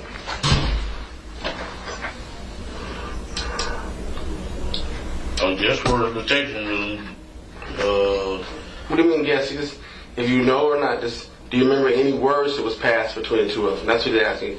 Did Zip say, here, take this gun, man, do this, or anything like that he's asking? What do you think Zip said? Yeah. What is going? What is that? I think to take care of the guy.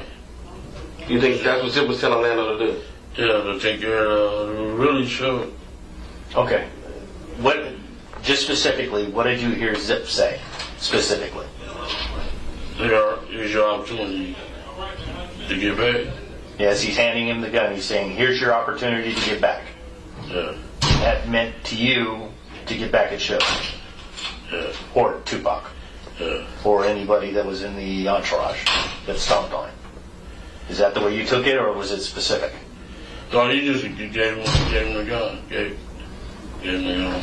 Okay, and said, here's your opportunity to get back at him. Yeah, he probably didn't say it like that nicely, but Yeah. probably something Okay, give me a quote. something like for instance, like probably in regular street language, where like, Yeah. hey homeboy, handle your business or something like that. Something like that. Handle your business. Yeah. Yeah. Was that, you remember that quote, or was it something else? Just like that. Just like that. Somewhere closer to that. Yeah. Can I talk to D for 1 second? Sure, go ahead. I'm talking about without you. Oh, yeah, absolutely. Let's say after the Absolutely. I'll step out. Yeah, Oh. go ahead, too. Hey, this is what you clarify it. What's up, man? Okay. Hold on one second. Let me just real quick.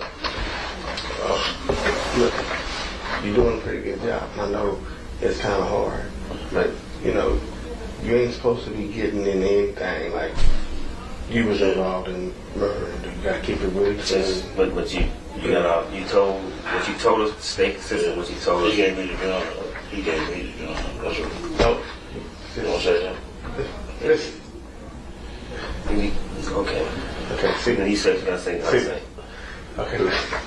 Keith.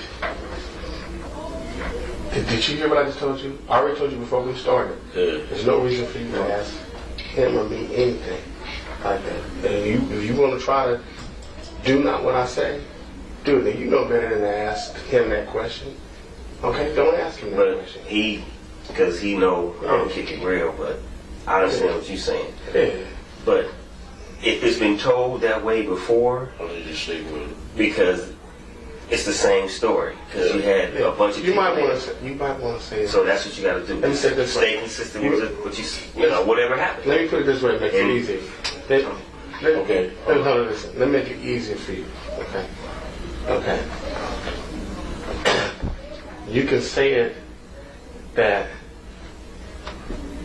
I think I recall it could have been like this. Presently, I'm not quite sure if it was exactly this way or that way. But I think he could have handed it to me and I handed it to him. You know, you can put it in that kind of... Stay consistent. Yeah. The thing is, you gotta stay consistent because the story's already been told, and leave it at that and sleep at night. But no, you gotta trust me what I'm saying. But he's trying to, he's an attorney, so. What I'm trying to say is, you can stay consistent, but your recollection doesn't have to be exactly. You can also put it in just you gotta hear what I'm saying. You can put it in a way where you're saying, I'm trying to recall now. I think about it. He could have handed it to me. Okay. So, He did give it to me. Just that's what you say. Okay. Well, you want me to leave for 5 and come back? No. You're not listening to me. Look at you in the face and listen to what I'm saying. Yeah. Okay. And I'm saying it one more time. Okay. It's two different situations. How you said it before, I don't give a fuck. How many people's in the room? Okay. There's certain things that you say that will get you a murder case. Okay. So play around with that as you want. He got a different job than I got. My job is to get you to say, not to get you to lie, but to get you to understand that your recollection may be that he may have handed it to you. Okay. That's when you think about it. I'm not asking you to lie, but I'm asking you to give yourself some room, okay, because you may need it, okay? But I know on that set of facts, it could be a problem. But I thought they said whatever I talk tell them. The bottom line is just You're not tell understanding. your attorney, because he's your attorney, Yeah. but tell the story. Okay. And let's just get through this. I'm just saying that when you tell the story, It's all good. let me hear what you're saying. When you tell the story twice, okay, you can either lock it in clearly as it is, or you can still leave some room and not lie. That's all I'm trying to say. Okay? Okay? Because what he's saying to you at the end of the day is two different programs going on that I don't control and he doesn't control. Okay? We can do the best we can do. Okay? Hold on.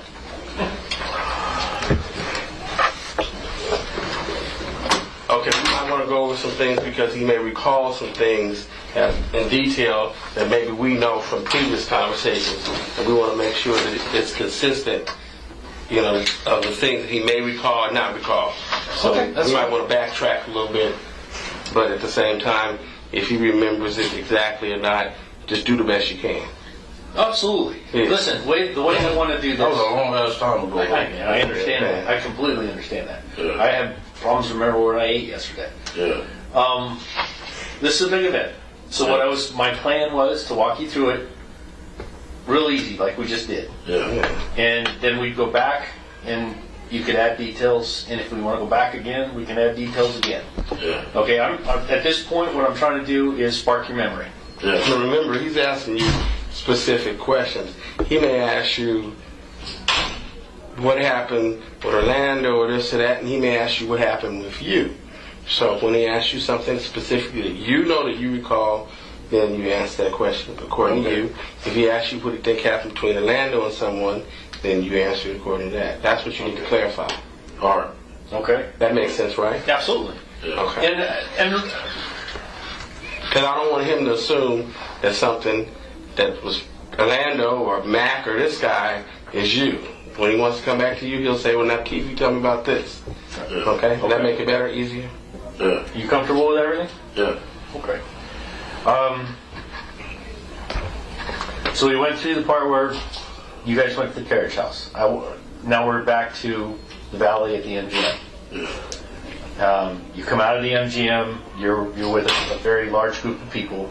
You get 4 vehicles, right? We got it. There's Three left. Okay, you get the Buick, which you drive over to Monte Carlo. Yeah. You get the Cadillac. Yeah. You get the van. Yeah. And you get the black Mercedes. Mercedes stayed. It stays at the MGM. Yeah. Okay. Who gets into the black Mercedes? I had got in there. Had Chick Foxy Brown. And Zip. Foxy Brown from TV? Or the movies? Foxy Brown, the rapper. There's a rapper called Foxy Brown. Yeah. Okay. There's Foxy Brown, the movie that had Pam Grier. Right. Yeah. Okay, this is a young rapper. Okay, About young 25 rapper. years old. Yeah. Okay. Young rapper. All right. So there's the rapper, Zip, and you get into the Mercedes. Yeah. Okay. When you got in, what happens? Is anything said when you get in by anybody? I can't recall what the exact words were said. Okay. Yeah. But he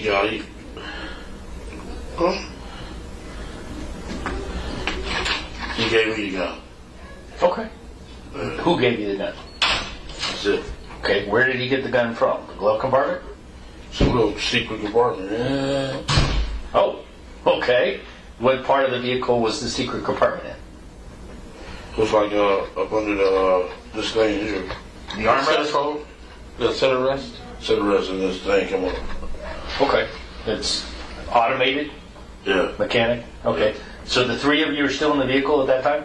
No, it was just me and him, yeah. Okay. Where did the... He asked her to step out. Okay. This is before anything with the gun. Yeah. And she stepped out. Yeah. Okay. So it's just you and Zip. And he automates this thing and there's a gun there. Yeah.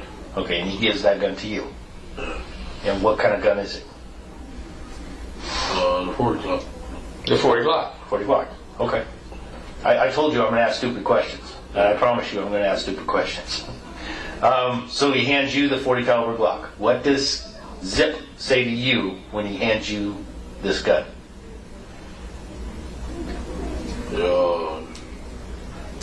It's just like handle your business, I guess. You know? Something of that Yeah. nature. Okay. And what did you take that to mean? They asked us, did we need some help? We like, no, we don't need no help. We want to get some liquor, chill, you know? Sure. Yeah. What did you take? Do you need some help to mean? Like, let's go get them. Okay. Go get who? The entourage. The entourage. You talking about Suge Knight? We're like, no, we don't Tupac. need no help. We told the East Coast guys that neither. We want to get some liquor, and we just happened to run into their house. Okay. But you took the gun. Yeah, we took the gun. Okay. You say we. What do you mean by that? Our little group took the gun from him. I mean, I've got the gun from him. Okay. What vehicle do you get into? I got into that Buick. Okay. Do you still have the gun when you get into the Buick? No. Okay, that's where I'm going. Yeah. You get the gun from Zip. Then I gather you get out of the black Mercedes. Yeah. And what did you do then?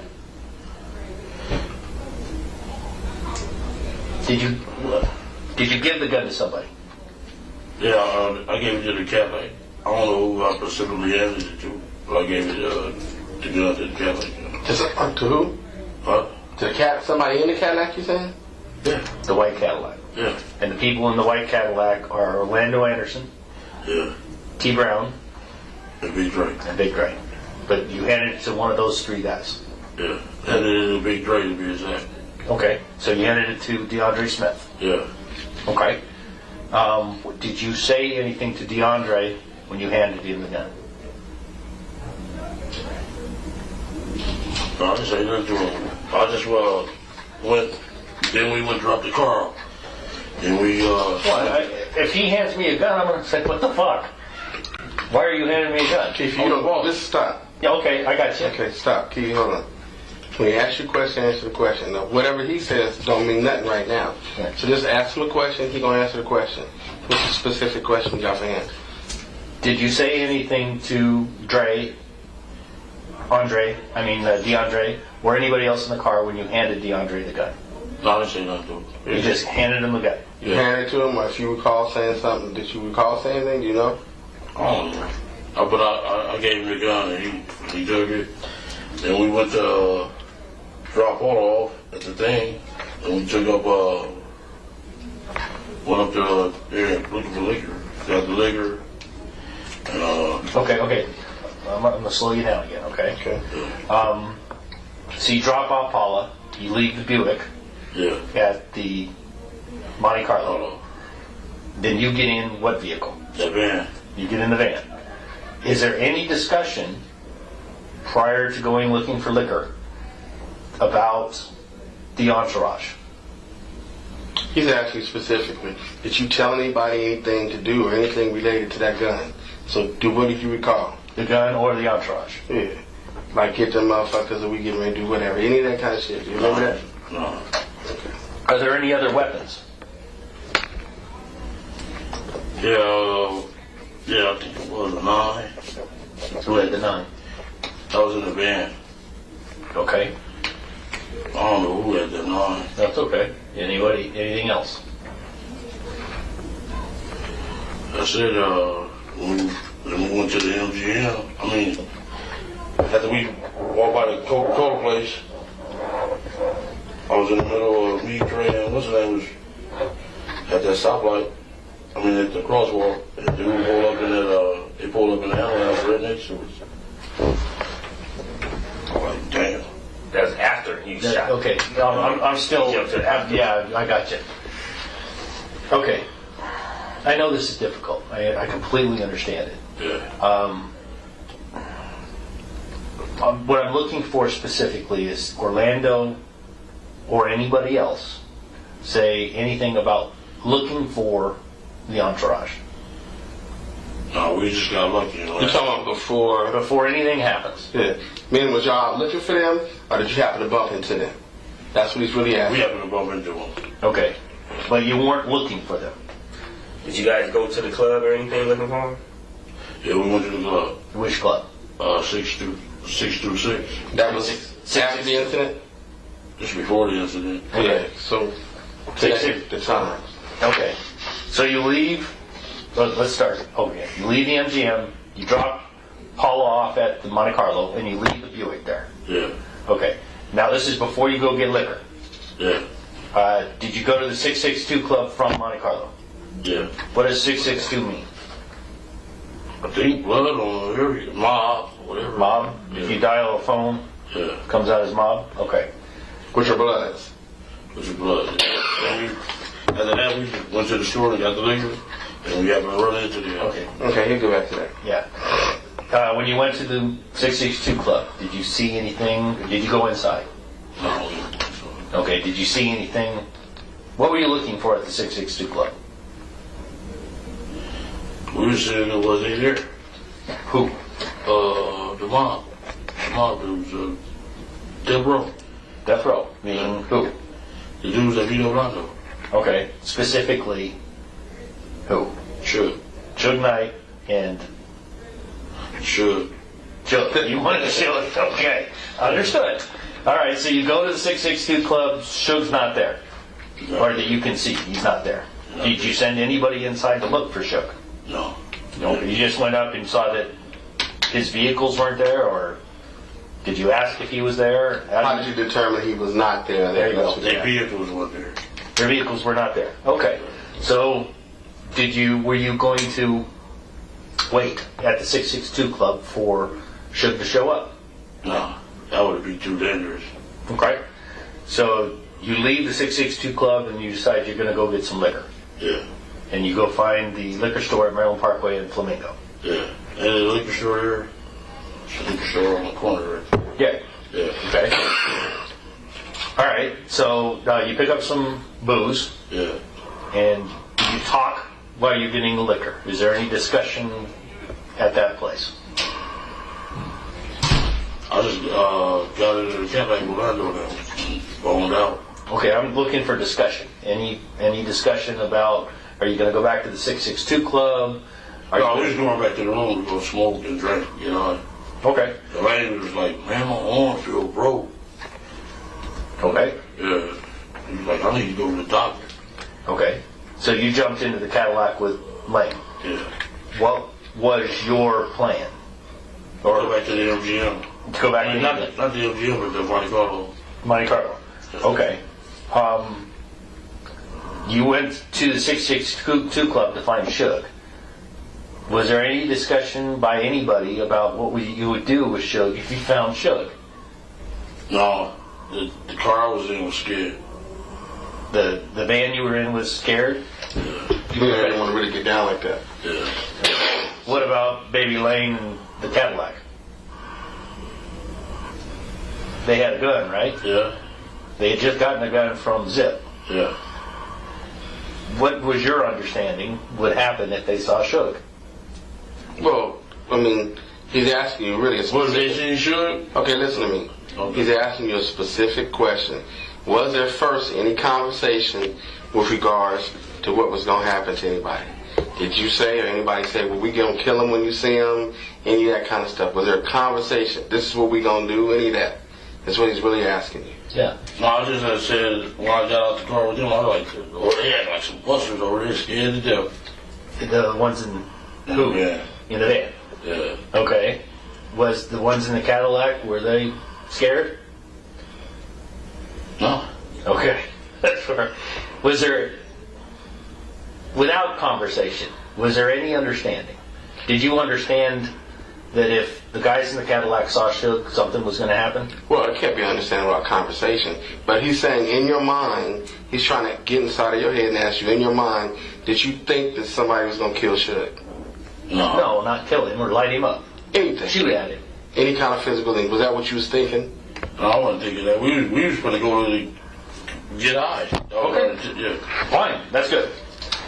So what you're really saying is that you guys ran into them inadvertently. Yeah. And accident. although you went over to 662, if something might have happened, it would got down. But when you left there, I was like, yeah, we done with that. The Lane was like, man, my arm feel broke. Okay. Okay. Understood. Different focus. Yeah. Okay. Our mindset was different. Okay. Once we left that liquor store. Your intent at that point was drink some, get a little high, and forget about it. Eat some pussy, basically. I can deal with that. All right, so you're heading. We got lucky and ran into him. You're going west on Flamingo.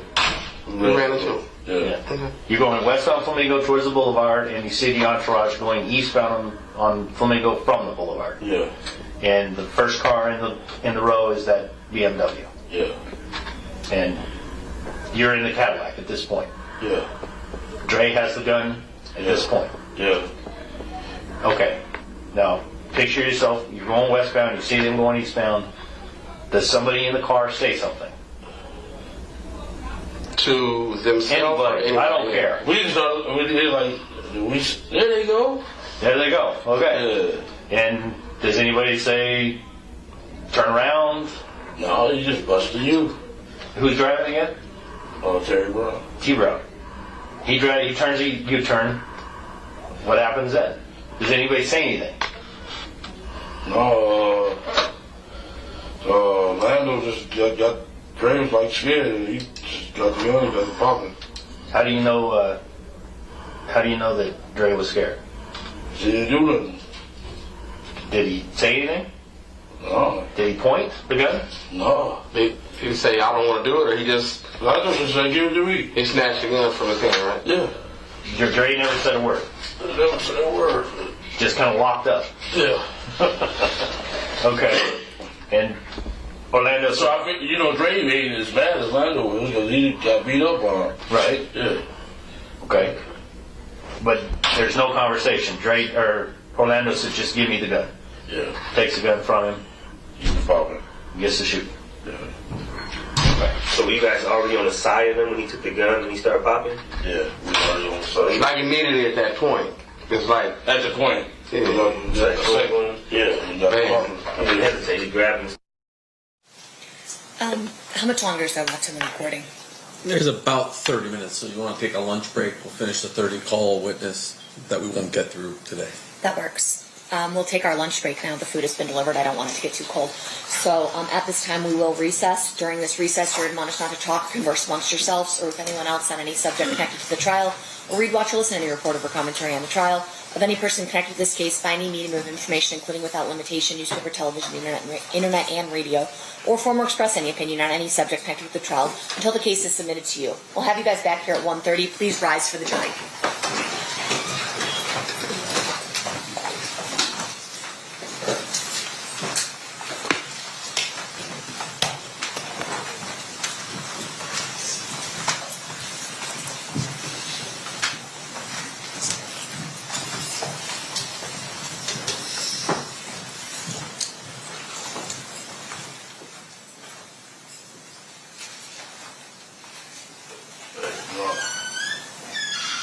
Hang on one sec. For the record, the jury. Maybe it's accident? Okay, yes. What's up? They keep giving out my address. They broke in my house, vandalized my house, vandalized my wife's car. You know what I'm saying? Because they keep giving out our address. Now they gave out my sister's address. This stuff is wrong. I've heard it's going on both ways. That there's concerns both ways. They're wrong. I've admonished them to talk to their witnesses and anyone they can communicate about these issues. Okay, so your attorney let me know what's going on. I get beat up by the cops. The guy attacked me in here, sent me to prison. This is just wrong, and it's mostly this guy. For the record, you're pointing Mr. Goodjar. Yeah, for the record, I think he's indicating he's upset I'm prosecuting him for murder. No, I'm not upset because you're endangering my family's life. Okay. State, again, like we talked about at the bench, you're going to stay in communication with your witnesses about not doing any of that. Goes both ways. Mr. Sanft, you'll talk to your client about not communicating with witnesses as well. Yes, ma'am. Okay, perfect. We'll be in recess. Thanks, everybody.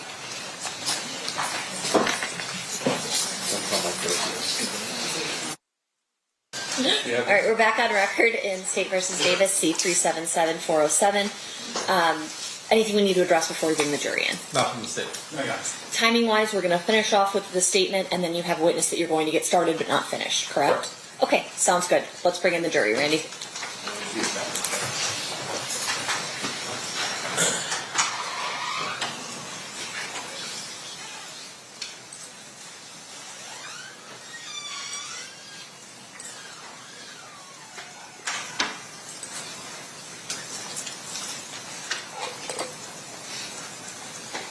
Not ready? They're lining up right now. Okay. Did the courthouse turn off the AC thing, or? It's a little warm in here. Agree. It's always warm in the road, so I don't know. It's called county bill to pay the power bill. On my thing, that's why.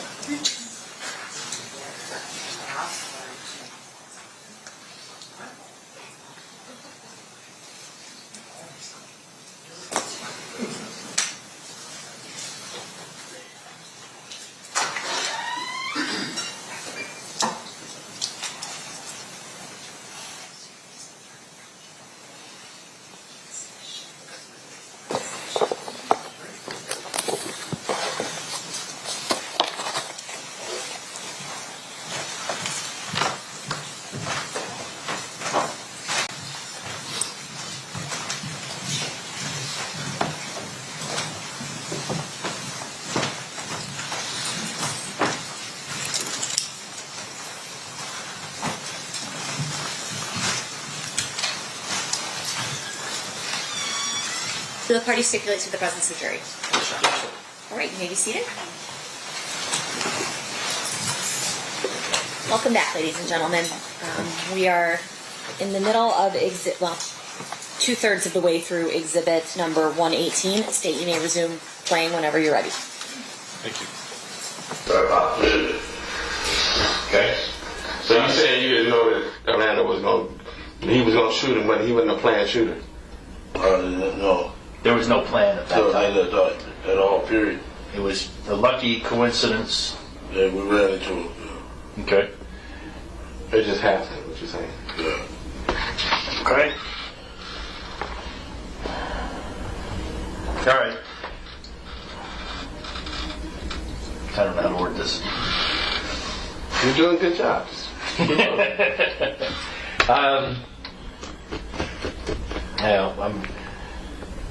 Okay, so he does the shooting, you turn, the girls start to follow you, Orlando puts another round off, the girls decide not to follow you, Yeah.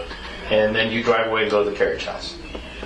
Is there any conversation before he splits from you, Orlando? Before he leaves you? He doesn't tell you at that time, I'm going to go... He told us after he got there. Okay. And I was like, man, we ran right into him at the park. I mean, that was a trip because they was right here and we was at the crosswalk in the middle of Las Vegas Boulevard. Like, damn. When you were walking back? Yeah, when we was walking back, the ambulance and Suge and Tupac to the back of the ambulance. Right by us. Like, we could have said hi. Did Suge see you? I don't know. Okay. Did he see you? Did he know it was you that was in the car when they did the shooting? I mean, he could have seen you. You could have seen me, yeah. You think he might have, may have, it could be possible. Yeah. What I'm asking is, did you guys make eye contact? Did you and Suge make eye contact? You make eye contact with him? It looked like it. Okay, and this is when you're walking? No, this was... During the shooting? Yeah. You could have made eye contact with him. Yeah. Oh, okay. Yeah. So during the shooting, you made eye contact with Suge? It looked like I see. It looked like you seen it. You believe that? Yeah, I believe that. Okay. All right. That's why he said, y'all had the right motherfucker. Say it again. Remember he said on that interview, y'all had the right motherfucker. Y'all had your man. You remember him saying that? Yeah, I do. Yeah. And what do you think he was referring to? To Orlando? Yeah, I know. Okay. You remember he said that when he was at his office? Y'all had your man. And he did it all in that book interview, all that shit. Like this motherfucker. Snitcher. You know? That's strange that he did that. Yeah. You don't remember him saying that? No, I remember something to the effect. Did you think he was going to I thought he was, yeah. press charges on you? On who? Not Orlando really kind of saved him. Well, I mean, anybody. I mean, did you think Suge was going to tell the police? No, you know better than answer that question. She wasn't going to tell him that. But answer the question. I thought he was.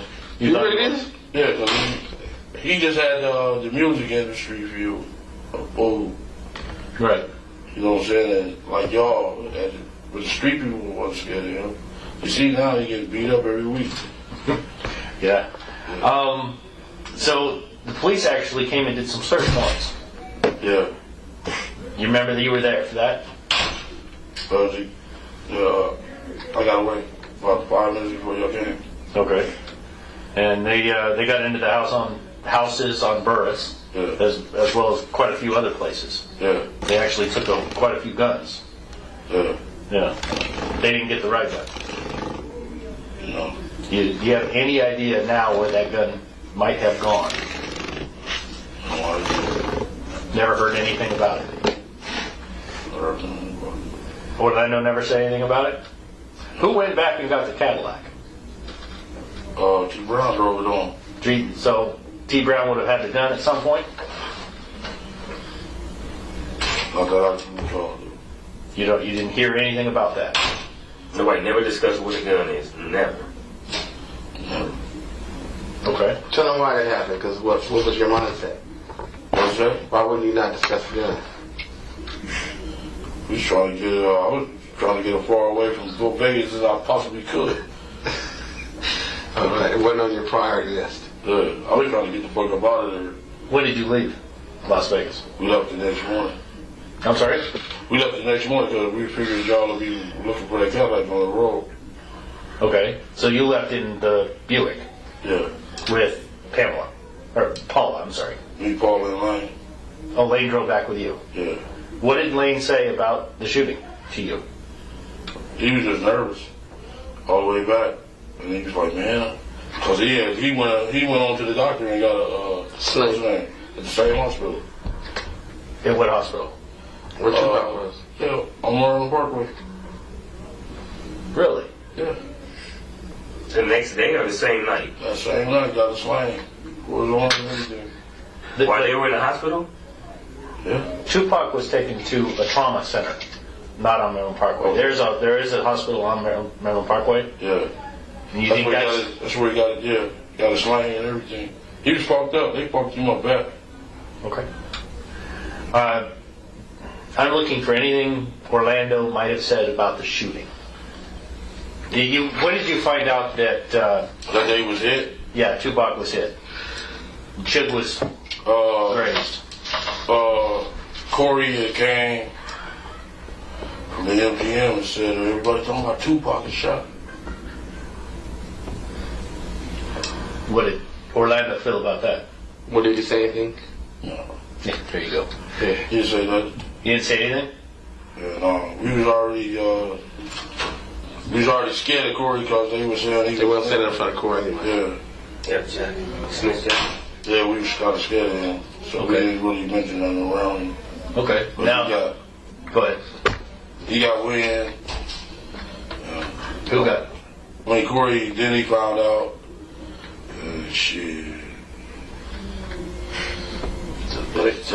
You lost me. Go ahead. I said, Corey, when he found out what happened and shit, he got to tell everybody. Well, he found out what he thought happened because he wasn't there, right? Yeah. Okay. Yeah. So the van, we'll get back to that real quick, but the van, it didn't catch up to you guys at all, and it wasn't even nowhere near the shooting at that time? They They didn't ever know we had did it. none of those guys. None of them guys. So you didn't even tell them you did it? How about when you get back to Compton? Did you tell everybody that? I didn't tell nobody. Okay. He asked you 2 questions. It's not on purpose. Okay, but just listen carefully to his question. His first question was... Did I tell anybody? Yes. Never. Okay. The first time I even mentioned it to anybody was when I told him. That was my deeper secret. Your lawyer didn't even know, right? I understand. Keith, your lawyer didn't even know, right? Okay. And all of those dudes be on the internet, we killed Tupac. And you cannot be doing that. You know what I'm saying? Stupid motherfuckers. Murder is never over. Keith, is he asking you a question? No. Right now. Quit rambling. Just let him answer the question so we can go. The Burris crew, Yeah. South Side Crips. When you got back into Compton, did you have a meeting with your crew? Not with our crew. We gave after all that shooting, we gave a meeting then. All the killings? All the shooting, yeah. What did the meeting consist of then? What'd you say? What did the meeting? What happened at that meeting? What happened at that meeting? I said we'll take care of all the heavyweight dudes and y'all just take care of all the neighborhood dudes. Okay. But it's at the time that you kind of told them, look, man, this is all because of Tupac. Because something happened down there, something like that. I said, He's trying to refresh your memory, so just listen to what he says, because he's not trying to testify. y'all shouldn't have never gave that meeting. Okay. Shouldn't have never gave it. Yeah, the meeting and At the point that you have that meeting, it's a full-on war. yeah. A lot of people dying. People were scared, yeah. We only lost one person. That would be Bobby Spence. okay. But you the boss, so you trying to just have a meeting to tell everybody what's going on, watch your back. This is why A, B, C, and D is happening. You the boss. Yeah. Okay. What was said at the meeting? They said at the meeting, shit. I just told them be careful. Y'all take care of all the gang members, the street level guys, and we'll handle the heavyweight guys. But isn't that the time that you told everybody kind of like alluded to the fact that somebody from South Side had done that, killed Tupac? I never told nobody that. Never said that. Because I know better than that. The first time I ever told somebody was y'all. I didn't tell my sisters. I didn't tell my brothers. I didn't tell nobody nothing. I don't know if Lando told anybody or nothing. But I never told nobody shit. Not like that. Did the Cadillac go anyplace? Did he go anyplace? Well, you said that Dre drove it back. No, T. Brown drove it back. Okay, T. Brown, I'm sorry. T. Brown drove it back to Los Angeles. Yeah. What? Did he go to a car wash? Yes. No, hell no. Nothing like that. No. You just turned it, he turned it back into the rent-a-car. Yeah. All right. He shot that thing. You know, they gonna wash it. We go. They No gonna wash bullet it. holes, no body nothing. shot, no nothing. No nothing. None of that never happened. None of that happened. Were there any casings left inside that car? You know, No, he got that shit up out of there. T. Brown did. Yeah. When did he do that? Shit, before he left Las Vegas. You know where he did that? Was it there in the parking lot at the carriage house, or do you have any idea where he cleaned it up? I didn't go over there. I didn't go nowhere near that Cadillac. I understand that. But he didn't say anything about, I took care of it, I cleaned it out, anything like that. No. It don't work here? I don't know. I didn't tell nobody nothing when we took care of the body. None of that shit. Never. That was my deepest secret in my life. That would cause problems. Yeah. I told him the first day. T. Brown's still alive? Yeah. Where's he at? Tell him. He over there in LA somewhere. We hanging out by the Millennium. What's the name? You for the rest of them? No. understand? I'm just looking for information. That's all. Okay. Y'all had him laying the first. Y'all didn't give me Keith, did he ask you a question? Let me ask you a question. All right, Have you discussed this with T. Brown since Tupac died? Man, I'm the only one alive. I know. Have you two discussed it? Yeah, all the time. Would T. Brown talk to me? What? He might, I don't know. Okay. He might. But, yeah. And I was... Do you think he stashed that gun? I'm just asking for your opinion at this point. Even that gun is an interesting thing. You know how many years I've been hunting that fucking thing? Yeah, it seems to be, it hasn't popped up. Tell him what you know about the gun, like where could it be, or if you have any idea who might have took it. Just think off the top of your head. Someone come back and got it? Anything you can think of? I didn't go nowhere near that guy. I understand that. What I'm saying is, do you have an impression that anyone mentioned something about maybe they went back and got it, or someone took a special interest with it, so you might think, is there a particular person you think that went and took the gun? I don't know. That's T. Brown probably didn't know. You didn't know. Is T. Brown the kind of person that would keep a gun like that because Hell no. He got rid of it? You think he got rid of it? He would not keep it as a trophy. Hell no. Shit no. Not at all. I mean, that's... Me and him the only one we be talking about. We'd only do 2 dudes alive. Woo. He never said nothing about the gun though, never. Yeah, that's what he was trying to figure out. Never. But we know who all told on us because we got... He didn't ask you that question. Okay. He asked a question about the gun, okay? Damn, Keith. Oh. Be here all day. Just, it's cool. You got as much time as you want, but... Okay, come on. Okay, go on. Answer the question. What's hold on? Corey hours. How many times do we... Can I just say something real quick? Sure. Okay, just a minute. How many times do we got to talk about Corey? Okay. Okay, this is not, but just give to him whatever you want, but, he got a fixation on Corey. Every time we got to talk about any subject, you're bringing up Corey. Okay, so now get what you want. Okay, but I'm just saying, I'm tired of this Corey personal stuff. Okay. You're going, say what you're going to say. Man, that man didn't say nothing, man. When are you going to stop on the dude? You got a person, he just thinks, hates him, and snitching, and I wouldn't care what you talk about, he going to bring up Corey's name. Leave the dude alone. He was jealous of Keith from what I heard. Yeah. He didn't tell on nobody, man. Yeah, just leave the dude alone, but go and answer. Okay, all right. Yeah. All right, I'm at this point, what I'd like to do is ask you about the rumors I've heard over the years. About him? About him.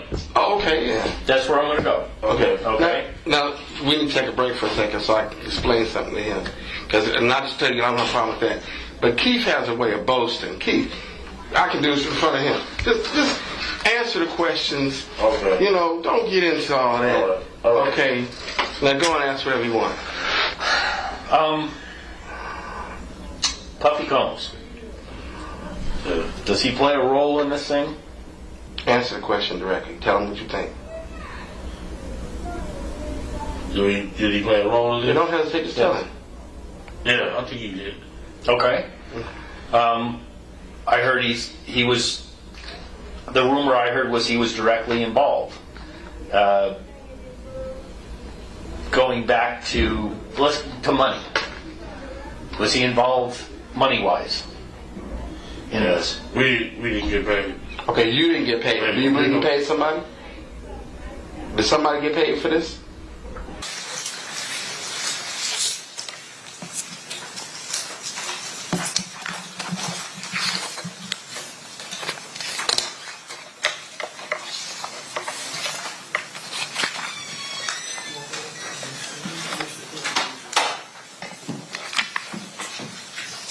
You do solemnly swear the testimony you're about to give in this action shall be the truth, the whole truth, and nothing but the truth, so help you God? Yes, ma'am. You may be seated. May I please have you state and spell your first and last name for the record? Leonard Jefferson, Leonerd Jefferson. Thank you, Mr. Jefferson. Mr. Paul, whenever you're ready, you may proceed. Thank you, Your Honor. Mr. Jefferson, on the weekend of September 7th, 1996, did you come out to Las Vegas? Yes, sir. And where were you coming from? Los Angeles. And why'd you come out to Vegas? I was coming to attend the Mike Tyson Bruce Seldon fight. Where were you staying? The Monte Carlo Hotel. And were you here by yourself or with somebody else? I was here with someone else. Did you go to the MGM Grand for the fight? Yes. Did you actually attend the fight? I did not. Tell us about that. Why didn't you attend the fight? I was just in the lobby, people watching, and normally when we come to the fights, we just hang out for a little while. And a couple people were asking, were they selling tickets? Were we selling tickets? Turned them down, and then a couple, I remember were from Detroit, had they were matching green suit, and the guy offered us $2,500 each for our tickets. And we didn't pass it up, and we sold our tickets. I guess you didn't miss much, right? Only a minute, 30-second fight. So. Yes, sir. And that's what we talked about on the way coming down. It might be another quick fight. Yeah. In the lobby area while you were watching people, did you see somebody relevant to this case? Yeah, I saw Tupac and his entourage come in. And then was that before the fight? Yes. How did you know that was Tupac and his entourage? I just recognized him. Just knew who he was. And had you had previous interactions with Mr. Shakur? Briefly, yes. Back in Los Angeles. Can you tell us about what those interactions were about? Back in those days, I used to sell cars, and a couple people that worked for Death Row Records, I sold them a couple of cars, and I delivered them to Can-Am Studios in the Valley. And I just happened to meet him, or they introduced me to him, and we talked about cars, and that was it. Nothing major. So let's go back to Las Vegas on September 7th, 1996. You sell your tickets for a pretty good amount. What do you do afterwards? Continue people watching. Then I guess once the fight started, people were still, hanging out, and we decided to go back across the street to our hotel, and we took our money and went to the crap tables. And by the hotel, you're talking about the Monte Carlo? Yes, sir. And then at some point, do you decide to leave the Monte Carlo? Yeah, after a couple hours of being there, I got hungry, and I wanted to, I called California Pizza Kitchen, place an order, and they told me it would be like 20, 30 minutes. And I told my buddy I was about to leave to go to pick up my order. And I walked outside to the valet, gave him my ticket, get my truck, had a Suburban back in. And once they brought it up, I drove out and went to the strip, went to the Las Vegas Boulevard. And you had said you were driving a Suburban. Yes, sir. What color was that Suburban? White. So, and just for the folks that don't know, a white Suburban is like a big white SUV. Is that Yes, correct? yes, sir.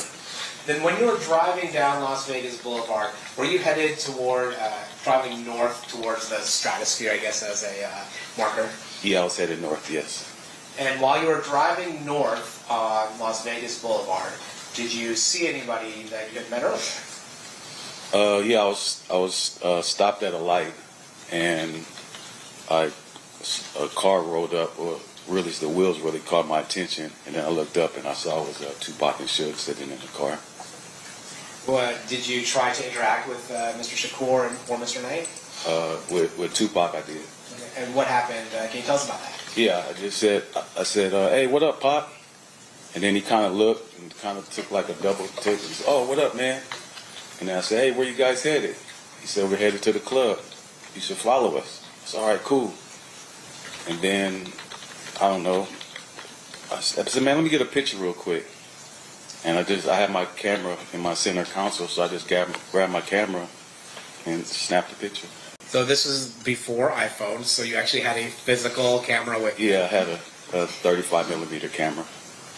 I'm going to show you what's been previously admitted as State's Exhibit Number 3. Do you recognize what's being shown to you? Yes, sir. What is that? That's the picture that I took. Now, after taking this picture, so you took this picture at a red light, Yes, sir. and I'm assuming the light turns green at some point. Yes, it does. What do you do? After I took the picture, the light changed green, and they took off, and I recognized like one or two of the cars that were behind them from seeing them from LA. So I let them go by, and then they got in front of me, and then I got 3 cars behind them, behind the BMW, and then we're just driving down Las Vegas Boulevard. At some point, do you make a right turn? Yes. Can you tell us about that? Yeah. So we I guess the street is, I remember this, Flamingo. We get to Flamingo, and as we're making the right turn, I get on the phone. I was calling California Pizza Kitchen to cancel my food order.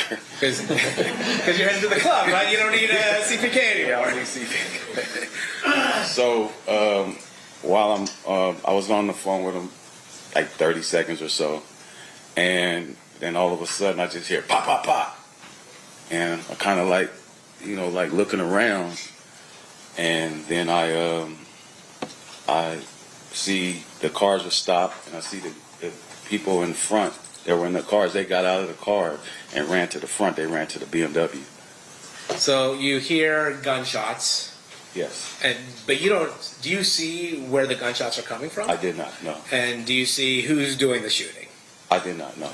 You just hear the gunshots. I just hear them. Yes. And then when you are looking up, after it looks like you were kind of ducking down a little bit. Yeah, because I didn't know where they were coming from. After you look up, you see people from the other parts of the caravan get out of their vehicles. Yes, sir. And which vehicle are they going towards? They went towards the BMW. And then what happens after the people start going towards the BMW? When they started running there, all of a sudden I see the BMW make a big wide U-turn going back towards Las Vegas Boulevard. And the BMW, I don't know that we've established this yet. The BMW, is that the car that Suge was driving that Tupac was in? Yes, sir. Okay, so Suge or Mr. Knight makes a wide U-turn. Yeah. And then what happens after that? The people, they run back to their cars, and actually one of the guys, I didn't know who he was. He tried to get in my car, and I didn't know dude, so I guess he realized he was getting in the wrong car or whatever. I don't know what he was. So I got caught up in the little situation. I made a big wide U-turn as well. Now I made the U-turn. I catch up to, I'm behind the Lexus. It was a green Lexus. So I'm behind him, and then we see Suge make the wide left turn back onto the strip, and he went up on the curb and came back down, and then we all went through the intersection. It was traffic coming through, and we just all made it through. And then we got to, I guess, Harmon. We got back to Harmon, and Suge makes another left turn, and now it's like cross traffic. He couldn't get through. And by this time, now we see the bicycle cops. There's a bicycle cop rolls up, and Suge is kind of like, stop here. This is Las Vegas. This is the street he turns on. So he's just stopped. And then the cop drops his bike, and I started to get out, and I got back in once I saw the cops or whatever. And then what happened? So, okay, so you're in the middle of Harmon in Las Vegas? Yes, sir. And Mr. Knight's car has just stopped at this point. Yes. And you stop as well. Yes. Are there any other cars that stop along with Mr. Knight's car? Yeah, I'm stopped behind the green Lexus. Okay, so I'm literally right behind him in the turning lane. So there's the BMW that Mr. Knight's driving. Yes. You have a green Lexus, and you have a white Suburban that you're aware of. And then you said you were going to get out of your car. You see bike cops, and then you decide to stay in your car. Got back in. Yes. What do you see as you're inside your car? Do you look at the BMW at all? I look at it, and then I see, like I said, the bicycle cop rolled up, and then he drops his bike, and then I see Suge getting out the car, and now the officer is yelling commands to him, get down, lay down, and you hear Suge saying, my man, pocket shot, we need help, pocket shot. And then the cops, I kind of blanked out. I didn't really hear what he said. And then the cop, for whatever, walked over there to Suge. Suge got up, and they walked over to the passenger side of the car. Okay, and so initially, is it fair to say there's one bike cop, or are there multiple bike cops immediately? Well, I saw one, but then others came.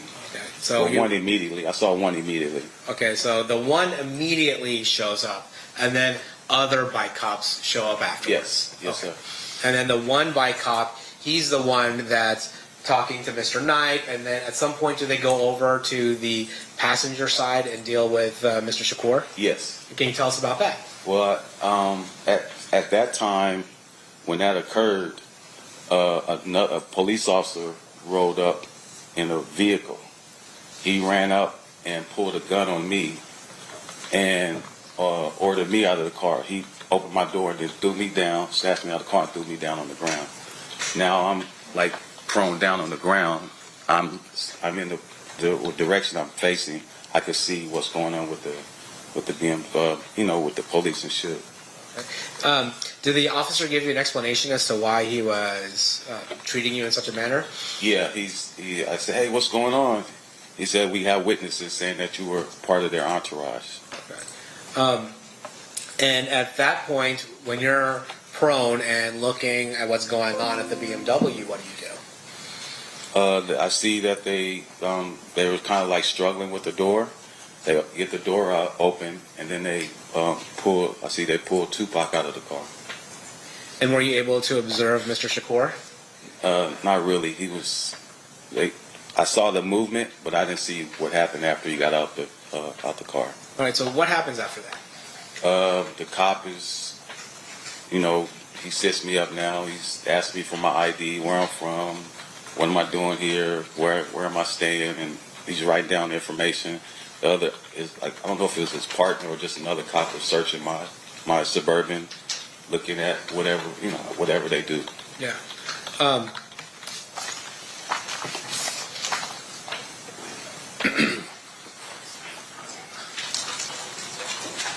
Your Honor, I'm going to approach the witness with state's proposed exhibits 149 and 150. Okay. I'm sorry, Mr. Powell.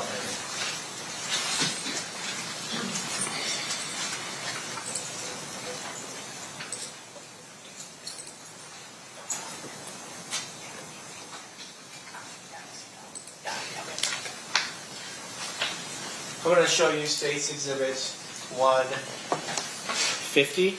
Do you recognize the people in states 150? I don't know that at the time I didn't know their names. That's me sitting here.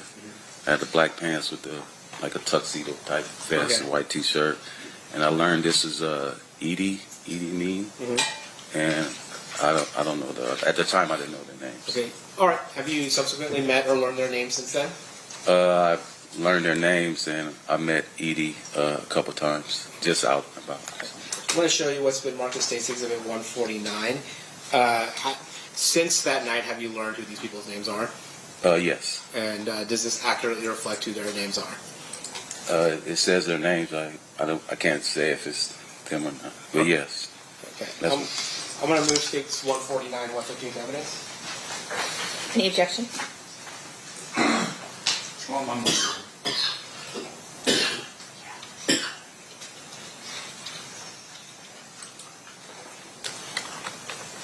At this time, I'm just going to move in 149. No objection to 149. 149 will be admitted. I'm sorry, 150. He meant 150. 149 will not be admitted. 150 will be admitted. Can you, can we publish 150? Yeah. All right. Mr. Jefferson, do you have the mouse in front of you right there? To your... Oh, right here? Yeah. Okay, yeah. All right. Can you use the mouse and show us if you see yourself in this? Yeah, this is me right here. And then you said there was somebody next to you that you came to know? Yeah, I learned this was Edie Mean. Okay. Approximately when in this night is this photo taken from? I don't know the exact time, but...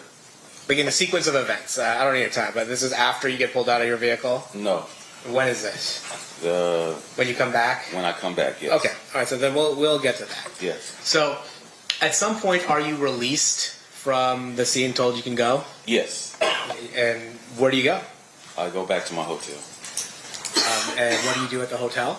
I go back to the craft table where my buddy was, and I'm talking to him, telling him what's going on. And I'm sure it's a hell of a story you're telling me, it right? was, yeah. And then, does anything happen that draws you back to the scene? Yeah, well, while I was there, I guess I was there maybe 15, 20 minutes or so. And while I'm standing there talking to him, I get a tap on my shoulder. And it's a police officer. It's the same police officer that snatched me out of my car. And he said, "We fucked up. The detectives want you back at the scene. So we need to get you back at the scene." And had you at the scene told police officers where you were staying? Yes, I did. Now, when you get back to the scene, how does that happen? Excuse me. The officer said that we see your Suburban still outside. We need your Suburban back on the scene, and we need you as well. He said, "Okay, well, I'll drive it back." He said, "No, my partner will drive your Suburban back, and you'll ride in the car with me." Now, where did you sit in the car riding? I sat in the front seat. Okay, so you're sitting in the front seat of a police vehicle? Yes, sir. And then another officer is driving your Suburban back? Yes. Okay. At some point, do they become aware that you actually took a photo of Mr. Shakur and Mr. Knight just minutes before the shooting? Yes. And how does that happen? Well, once I got back to the scene,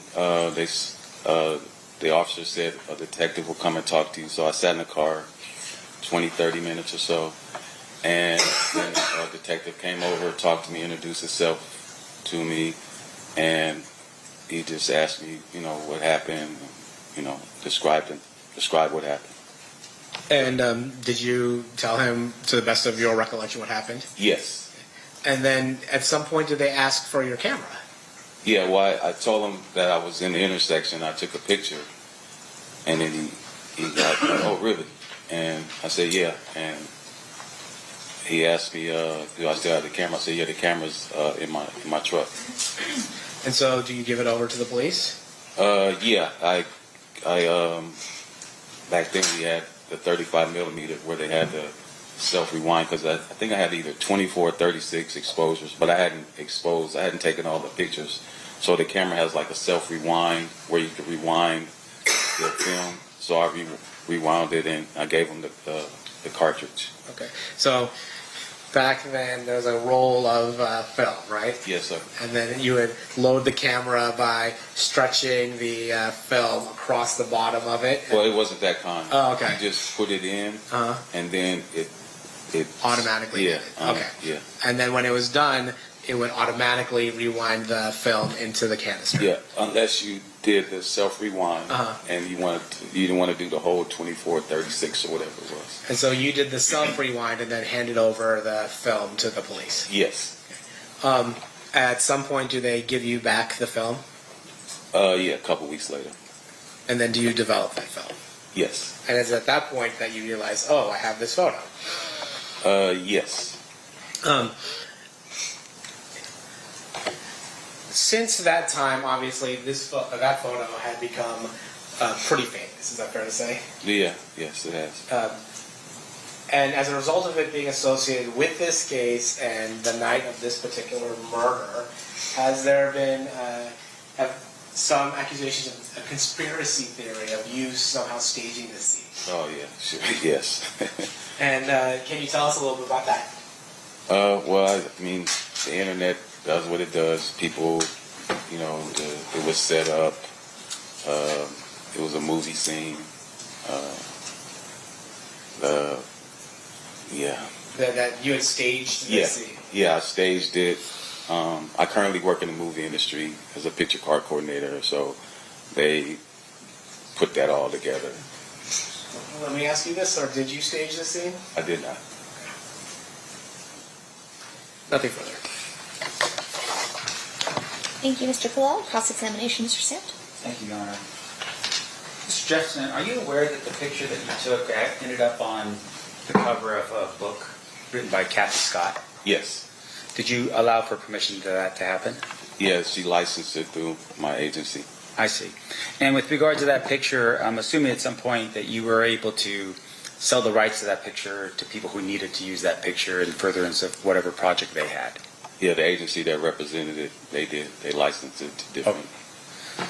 And then with regards to the night, so your testimony is you're coming out of the Monte Carlo, you're on Las Vegas Boulevard, and you see Suge's BMW on Las Vegas Boulevard. Is that right?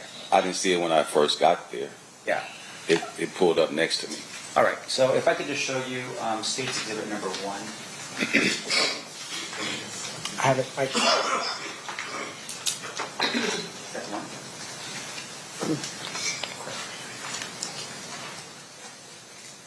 Okay, I'm going to show you what's been marked in minutes, State's Exhibit number 1 first. And I'm assuming you're not from Las Vegas. No, sir. All right. So this, you just tell me if you can recognize just from this aerial view what we're looking at here with State's Exhibit number 1. I mean, based on what it says, MGM, Carriage House, Harmon, Cobalt, Flamingo.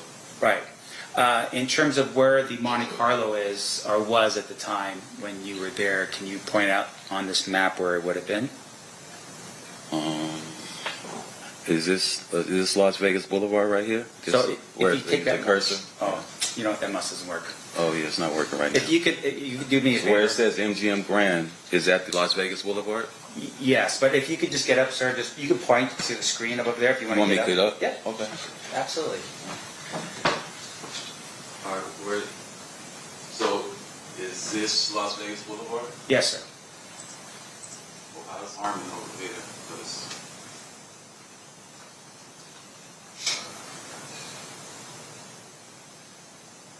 let me ask you this question real quick. I can't tell where Las Vegas Boulevard is. Sorry. No, that's all right. And once again, I just want you to be familiar with this. If you're not familiar with it, I'll just take it down. Okay. Okay, that's fine. Yeah. No worries. You can back up on the stand. That's fine. And fair to say, of course, we're talking 30 years, and you're not from here, so it would be very difficult for you to remember that kind of stuff, right? Remember what? Details about, on an aerial map where Las Vegas Boulevard is, maybe where Tropicana. I could, if I had a actual map that showed where the street is, because it said Harmon on one area. If you could put it back up, that would. Sure. You want to jump back down and? No, I could do it from right now. Okay. Well, it says Harmon. So Harmon. Oh, okay, I see. So the red dot is Harmon in Las Vegas. Yes, sir. Okay, yes, that's where I took the picture at. Okay. Yes, gotcha. All right, and that's where the cars eventually ended up anyhow on the way back. Yes. Okay. Now we see on State's Exhibit Number 1, you have this flamingo and this right here. Yes. Any reason to dispute that that's flamingo? No. Okay. From what it says, flamingo. Sure. Got to follow what the map says, you know what I'm saying? So let me ask you this. So I'm going to scroll in here real quick. You said you see them over off of Harmon, meaning Suge and Tupac over on Harmon and Las Vegas Boulevard. We were on Las Vegas Boulevard.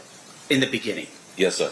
And that's where you took the picture of Tupac and Suge. Yes, sir. And you're doing it from your Suburban. Yes. And then at some point they're saying, "Hey, come with us to the club." And I'm assuming at that point, you tell me if I'm wrong, you didn't know where 662 was. I did not. All right, so you're just following the procession. Just following, yes. So at some point, Suge's in vehicle number one. There's 2 other vehicles behind it, and then you slip in as vehicle number, I guess, 4 in the line or 3 behind Suge. I think it was 3 cars back. Okay, behind Suge's vehicle. Yes, sir. Okay. And then you are driving down at this particular point, and you're going down Las Vegas Boulevard, heading north, as you said before. Yes. And then you make a right-hand turn on Flamingo. Yes. And then you head down. Now, I just want to be very clear. When you get to that intersection, which would be the intersection where everyone stops, it was a red light. Yeah, I didn't make it all the way to the intersection, to Koval. I didn't make it all the way there. Why not? Because I was back, and I don't know, like you said, like three cars back. So I didn't make it all the way to the intersection. The intersection. Yes. Okay. When I made the U-turn, I was in the middle of between Koval and Las Vegas. So how did you make your U-turn? I made a big wide U-turn. I was in the second lane. Okay. We were in the second lane, and I made the U-turn into the, I guess, third lane and went back over in other direction. I see. Now, when you make that turn, you come back over, you make a left back on, you're following Suge's vehicle all the way through. Yes, sir. Are you still number 3 or number 4 in the procession? I think I was like number 2. Oh, I was behind the green Lexus. Okay. And then when you get to this intersection, that's Harmon. That's Harmon right there. So Yes. that's when you stop your vehicle, you get out of your vehicle at that point. Where they pulled me out the vehicle. Yeah. Oh, yeah, they pull you out of the vehicle. And fair to say there's a lot of confusion going on that night. For who? I would imagine with police officers, they arrive on scene, they don't know what's going on or who's who, right? Oh, yeah, yes. Yeah. But that night, can you describe for us the traffic when you were stopped? I mean, were there cars on the road? Were there people on the sidewalks? Anything like that? Yeah, there was traffic. It was like, I guess you would say medium traffic. And people on the streets? Yes. All right. Now, when you first arrived and you had seen Suge and Tupac, can you describe for us a little bit about, I mean, they're in the vehicle, and you recognize the vehicle, right? Because I didn't know the vehicle, no. Oh, did you see Suge and Tupac in the vehicle? That's what I saw. The wheels is what caught my attention. The wheels. And then I looked back, and I saw Tupac and Suge. Okay. And were people running up to the car? No. And so when you ran up, Tupac, was he hanging out of the window? Was he sitting in his chair? He was sitting in his seat. Okay. And when you have that conversation with him, of course, you're having a conversation, and it's not like, I mean, you're not hearing people screaming out Tupac's name or anything like that. No. That particular point. No. Now, in addition to that, you said that that when you were summoned back to the area by the police, they told you to take your vehicle and actually put it back into the area No. that it was before? No. No. They just drive over to the area in your suburb. Yeah, the officer drove it back. I see. He didn't put it back where it was. You know any reason why they would have just driven your vehicle back? They did drive it back. I know, but why did they? You know? Oh, no, I don't know. Okay. I don't know. And when you were there, you had made mention that your film was taken. You had given your film over to Metro. To the detective. And when you got it back, it still was not developed. It was in strips. Ah, I see. So they had developed it. They and it was developed it, yes. Gotcha. So what you had was the negative. Yes, sir. And then you printed from the negative. I took it to a 1 hour photo, and they developed it. Okay. Sir, I have no further questions. Thank you. Anything further, Mr. Paul? Nope. Ladies and gentlemen of the jury, any questions for this witness? Okay, we have one.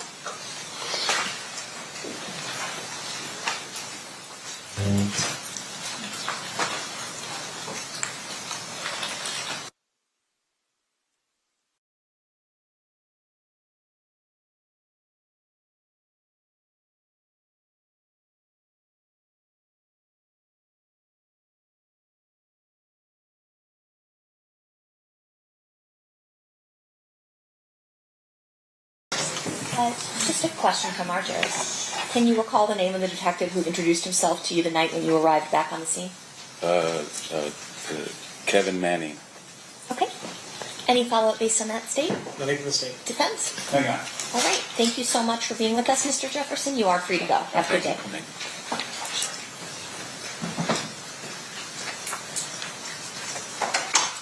Steve, who's your next witness? Mario Diaz. Mario Diaz? Yes.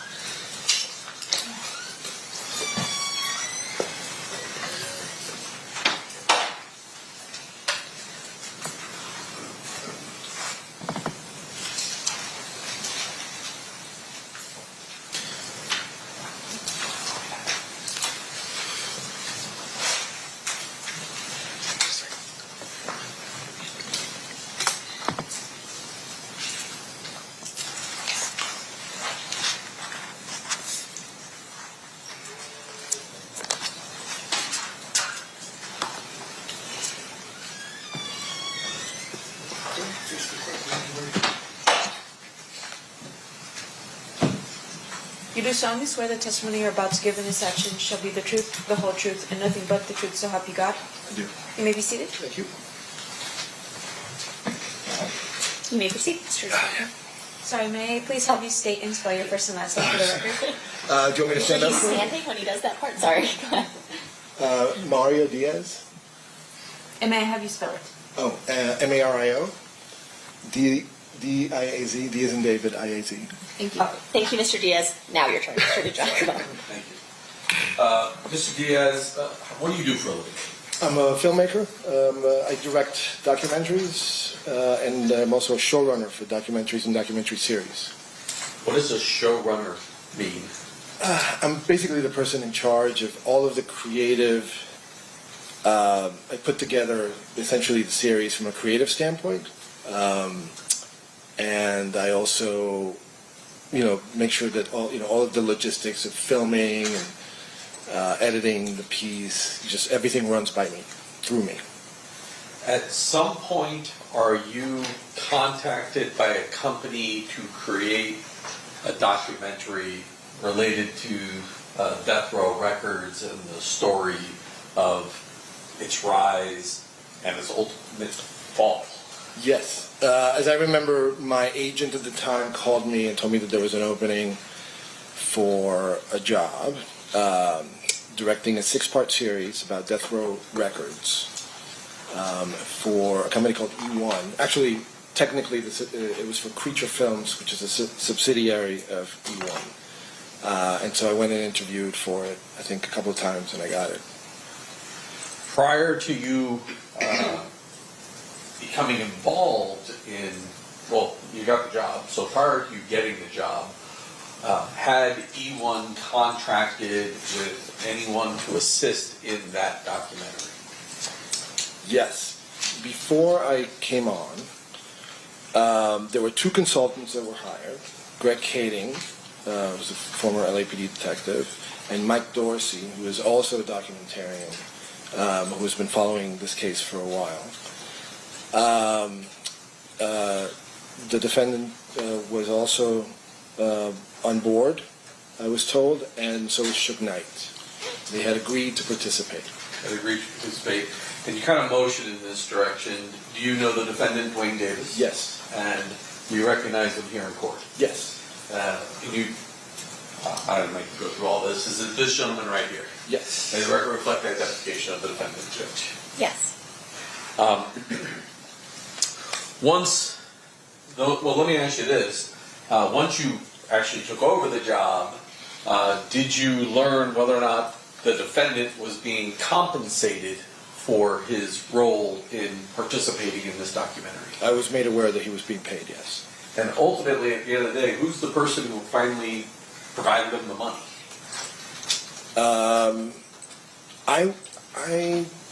I was not in charge of the money per se. Somebody else was cutting checks. There was some, there's usually a protocol for that. And so I don't remember exactly who it was. I know that I, at one point, actually handed him a check.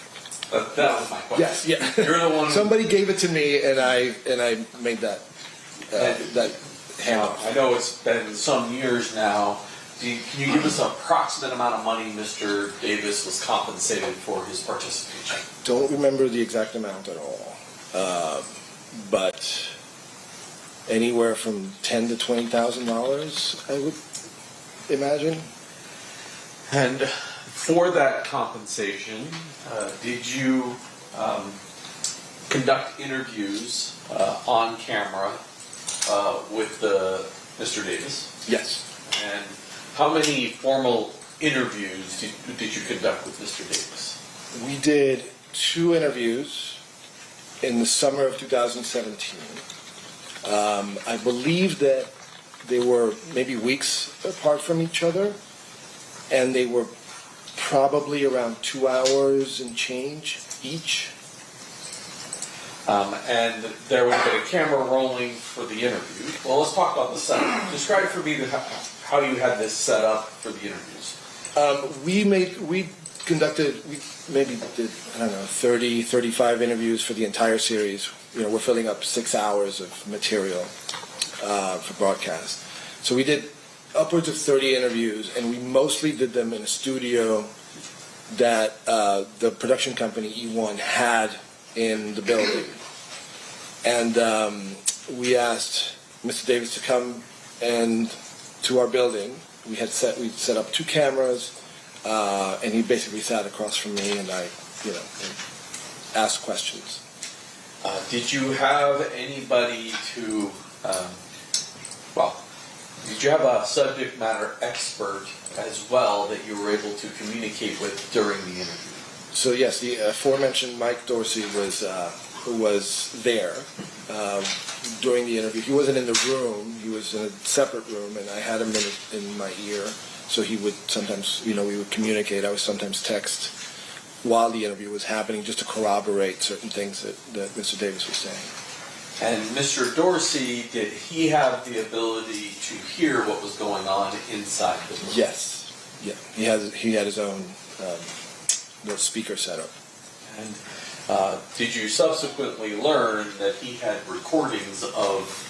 his own recordings of your interviews that were audio only? Yes.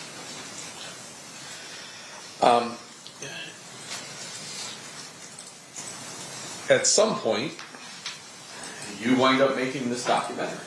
Is that fair? Yeah. Now, to promote this documentary, let me ask you this. Do you know what a sizzle reel is? Correct. Yes. What is a sizzle reel? A sizzle reel is traditionally used we put together like a little trailer of sorts with existing materials about whatever the subject matter is. And that sizzle reel is used to entice buyers to essentially pay for the production of the series or whatever it may be, documentary, one-off. So in this case, there was a sizzle reel made. And did that sizzle reel get made prior to your involvement? I believe so, yes. And you, obviously, once you became involved, did you wind up using some of that sizzle reel to kind of promote each episode of the Death Row? I don't remember that we did that. It was only used for it was used by the producers to drum up interest in the series. Last night, did you meet with me? I did. And did you watch the sizzle reel? Yes. Judge, I have the sizzle reel marked as State Proposed Exhibit 120. I would offer it at this point. Any objection, Mr. Sanft? No objection, Your Honor. It'll be admitted. You can switch it on to me.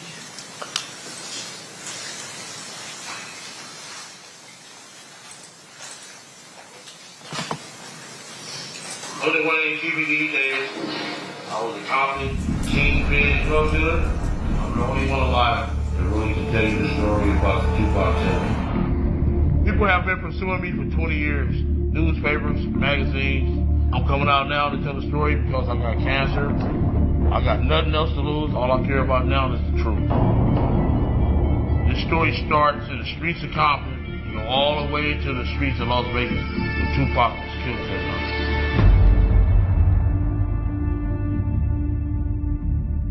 All the people that was in Vegas that weekend, it's like a curse. Mostly everybody's dead or got life in prison. It was a crazy night, and I was a witness to everything that happened. And it will surprise you, the truth I got to tell you.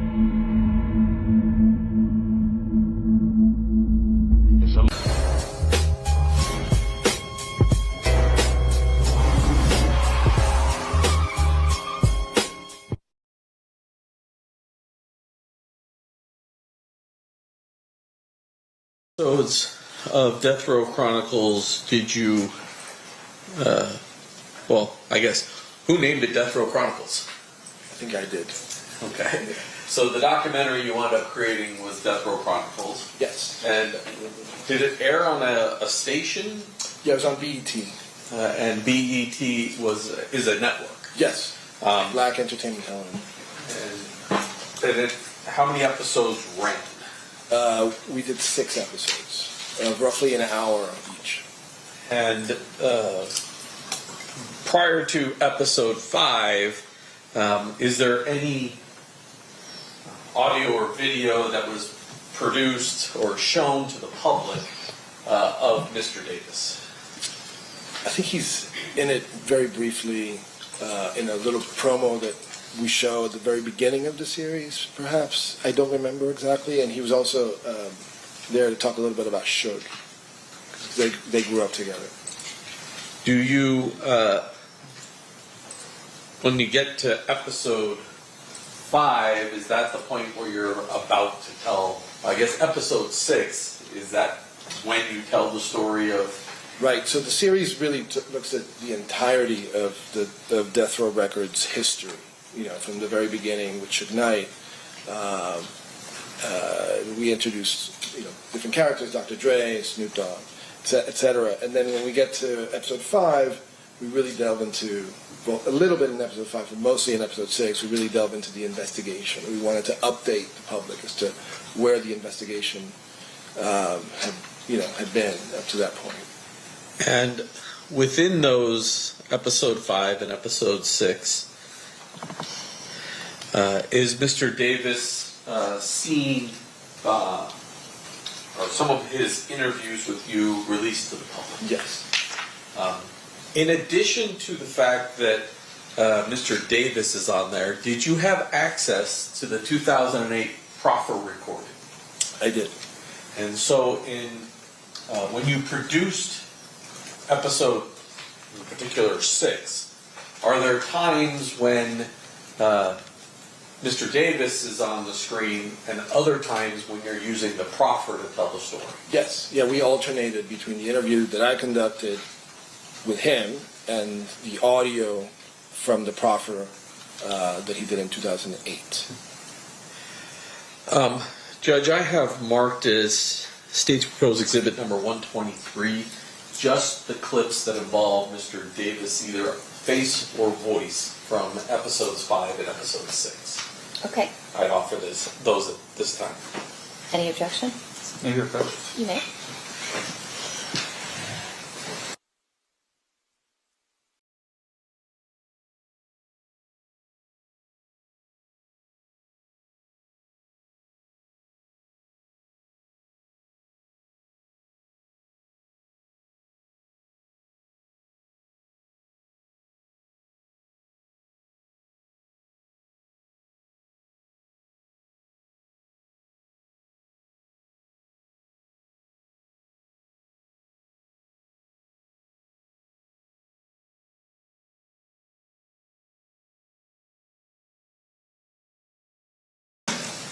All right, so pursuant to the conversations at the bench, there's no objection to the admission. It will be admitted.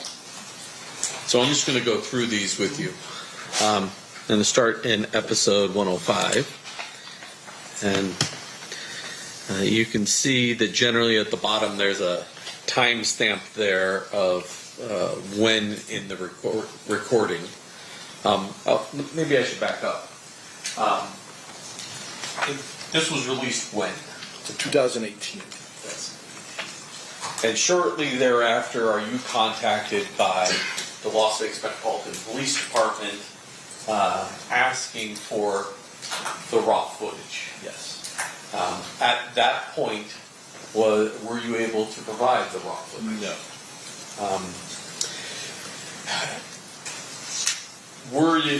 Did you become aware that that the Las Vegas Metropolitan Police Department was only provided what was publicly released in 2018 on BET? What's your response? I'll ask it a different way. Okay. What was the only thing BET was willing to give us? What was aired publicly. And so now I want to go through episode 5 and episode 6 with you. So the first one. Did you hear someone say words to the effect of, "Hey man, let's get out of here"? Nope. I seen pulling people off of me. That's all I seen. Orlando testified on Suge's behalf. Why'd he do that? He paid it off. Paid us off. He gave up $60,000 to say that he didn't do nothing. But it didn't work, because the next day the judge said, "I can see him kick you in the head right fucking now."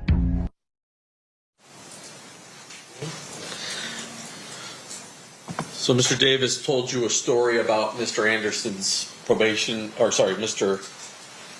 Anderson at Suge Knight's probation violation hearing. Yes. And then the next clip. Why are you now telling me what you're telling me? Because I wanted to get the truth out. Now in that clip, he's not in a studio. Where are you guys? Here in Las Vegas. And that is, well, why were you here in Las Vegas? We thought it would be interesting to film him where the shooting occurred, so that he could walk us through it at the actual site. Now I'm going to go to episode 6.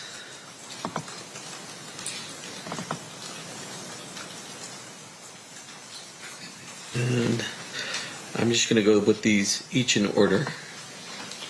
Yeah, but I feel I can still go to jail with that, man. Because this is federal. So in this video, you can see Mr. Davis walking, but is that him actually speaking to you, or is that cut in from the 2008 proffer? I believe that's the 2000. Want me to play it again? Yes. I probably can tell that. Yeah, but I feel I can still go to jail with that, man. Because this is federal. That's from the interview with me.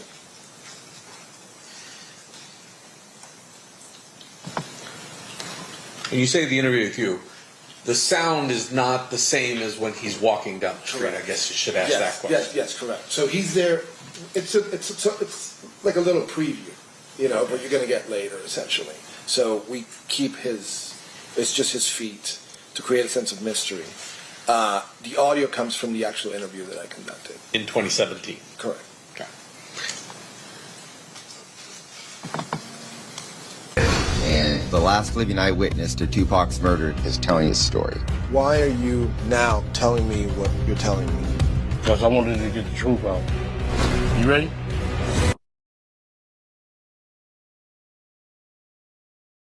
That's clearly in the studio, both with the two different backgrounds.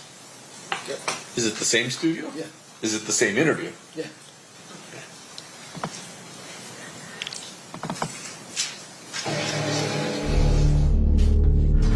Okay, you ready?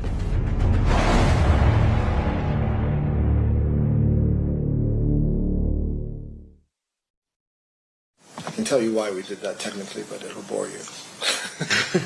The two different backgrounds? Yeah. The very next one. Okay, you ready? I am. Okay.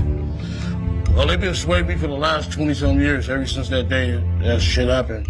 Every other month, they was up there saying, this is a rapper killer, you know what I'm saying? I've just been targeted. Just been on my ass ever since. Nobody trusts me. Why don't they trust you? Because they think you snitched? Yeah. Obviously, that's all studio. Yes, correct.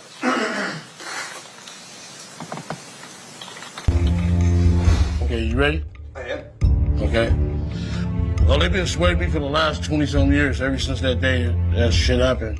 Every other month, they was up there saying, this is a rapper killer, you know what I'm saying? I just been targeted. Just been on my ass ever since. Nobody trusts me. Why don't they trust you? Because they think you snitched? Yeah.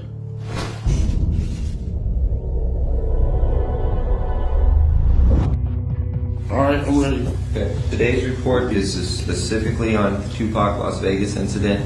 All right. Man, but I feel I still go to jail with that, man.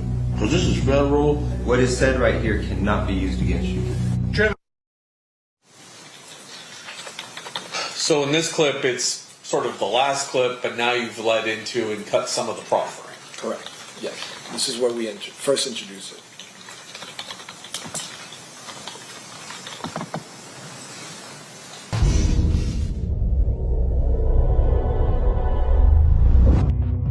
All right, I'm ready. Okay. Today's report is specifically on the Tupac Las Vegas incident. All right. Man, but I feel I still go to jail with that, man. Because this is federal. What is said right here cannot be used against you. And so I'm getting the sense here that before commercial, you kind of lead off, and with commercial, you remind people what they just saw. Yes. Next one. Don't bullshit me, and I won't bullshit y'all. You know what I'm saying? That one's completely the Don't bullshit me, and I won't bullshit y'all. You know what I'm saying? That's the profit. We tried to identify it up top so that people would know the difference. Okay, you guys are all at the MGM. You guys go to the fight. So lead us through it from there. We went to eat, and we was at the MGM at the restaurant. Zips, some of my homeboys from East Coast Crips came in there and said, the Death Row dude, Suge, just jumped on your nephew. That's a combination of both. Correct. I forgot to ask this question. You said you were there. You said Mike Dorsey was there. You said Duane Davis was there. Is there any other person in that room as well? Mr. Davis brought his lawyer. You remember his name? Wayne Higgins. So he had a lawyer with him while doing this with you? Yes. And now I can't remember. It's this one. Went to the partner. Me and Zip was together. Zip, Eric Martin.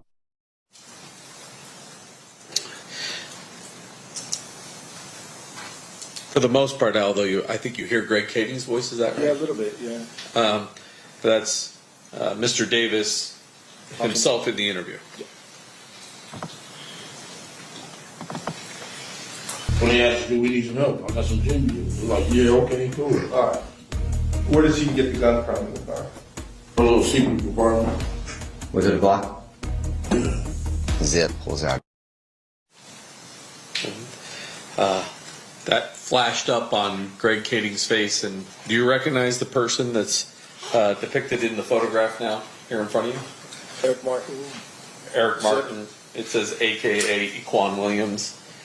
People refer to him in this case as Zip or Von Zip. Yeah.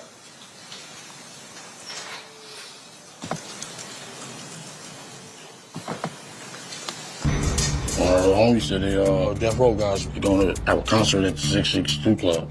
So we went to the 662 Club. I ran the door at the 662. I guess we caught a little bit of Mob James there.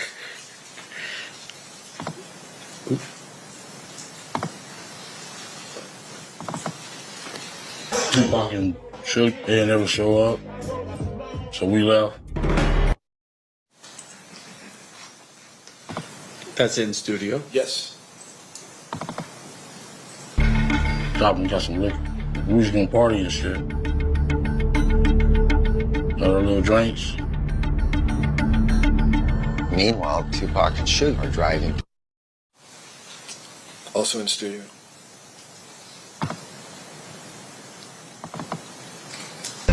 came up Harlem, and shit, here he coming at BMW. All the chicks was like, Tupac. He was like, hey, like a celebrity, like he was in the parade. He wouldn't even been out the window. We would have never seen him. My partner busted you.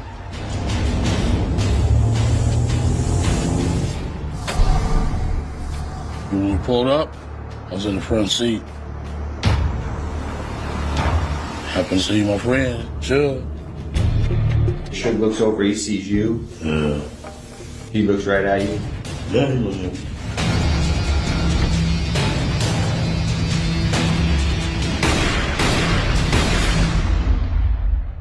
You said the shots came from the back. Big Dre, Orlando. Who shot Tupac? The keeper for the code of the streets. It just came from the back seat, bro. That's a mixture of both. It's a combination, yeah. I mean, honestly, what's your concern revealing who shot Tupac? What's my concern? Yeah. I don't have no concern. I just won't be saying I'm no fucking rat. Studio interview. Yeah, Dre was like, no. And Lane's like, yeah. Obviously the proffer. Yes. I think we only get a few more left down here. Went in the back, it's a hotel called the Carriage House. Got up out of the car. I think that's the studio interview. Yeah, you have some graphics going on, but that's him in the studio speaking to you. Correct. They pulled up in the ambulance while we was standing right there. That shit was funny as a fuck. That's the proffer. And then the last one. And his impression is that this guy had it coming. I'm here, Cobalt, Flamingo, and this is the spot that changed my life forever. September 7th, 1996, the night of the Mike Tyson fight. Tupac jumped on my nephew. The shit went down.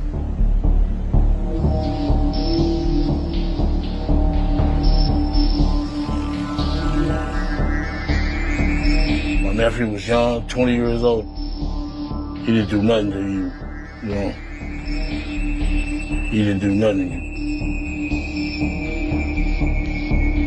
you. Tupac shut up, kept his hands to himself. So that's a combination of the material we shot here in Vegas with the studio interview. Sometime after the indictment in this particular case, is there a position change by the people who controlled the raw footage and intellectual property to what Mr. Davis said? Yes, both the production company and the network, I think, agreed to provide it. And were you at all involved in the reasons why they decided to provide it? I think I lobbied a little bit, but Mike Dorsey lobbied a lot stronger to get it released. Was there any particular position that Mr. Davis was taken that caused you, Mike Dorsey, as well as the company to change their minds? Yeah, I mean, in general, we heard that he said that this was just for show, that he was getting paid, this was Hollywood, this was all just, show business. The term scripted came up as well. Was your show scripted at all? No, and I pride myself in making sure that that my work meets the strictest journalistic standards. I did not coach him in any way. We had meetings where I generally, very brief meetings when he was in the office, where I generally told him sort of where I was going with my questioning, but there was no coaching, no coercion, nothing of the sort. It was nothing was predetermined. I never provided questions ahead of time, either. And once you became involved, obviously there are other people you guys wind up interviewing that aren't Suge or Mr. Davis or Mr. Kading or Mr. Dorsey. Sure. And any of those people, were they compensated for their participation? Were not. So once you came on board, everybody else was uncompensated. Correct. Did there come a point in time where you were able to provide a transcript of the actual tapes that were the videotapes of your interviews of Mr. Davis? Yes. I was contacted by Detective Mogg, and is that his last name? Mogg, yes. Suddenly had a, and we talked for a bit, and he took a statement, and I then provided the transcripts to him of both of the sit-down interviews.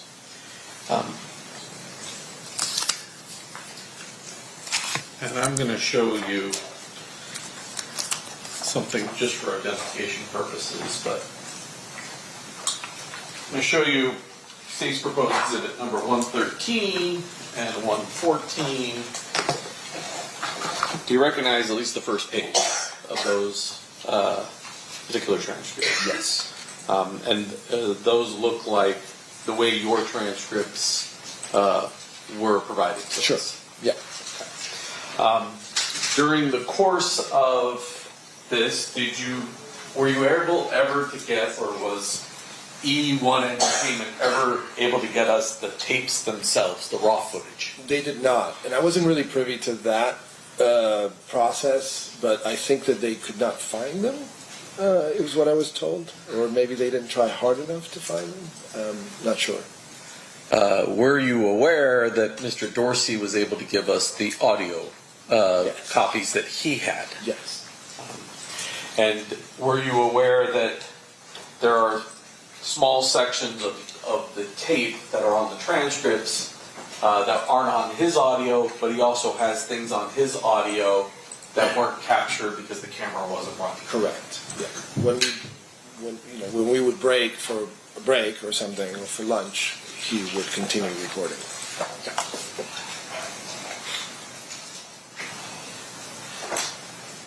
I passed the witness, Judge. Okay, cross-examination, Mr. Sanft. Thank you, Your Honor.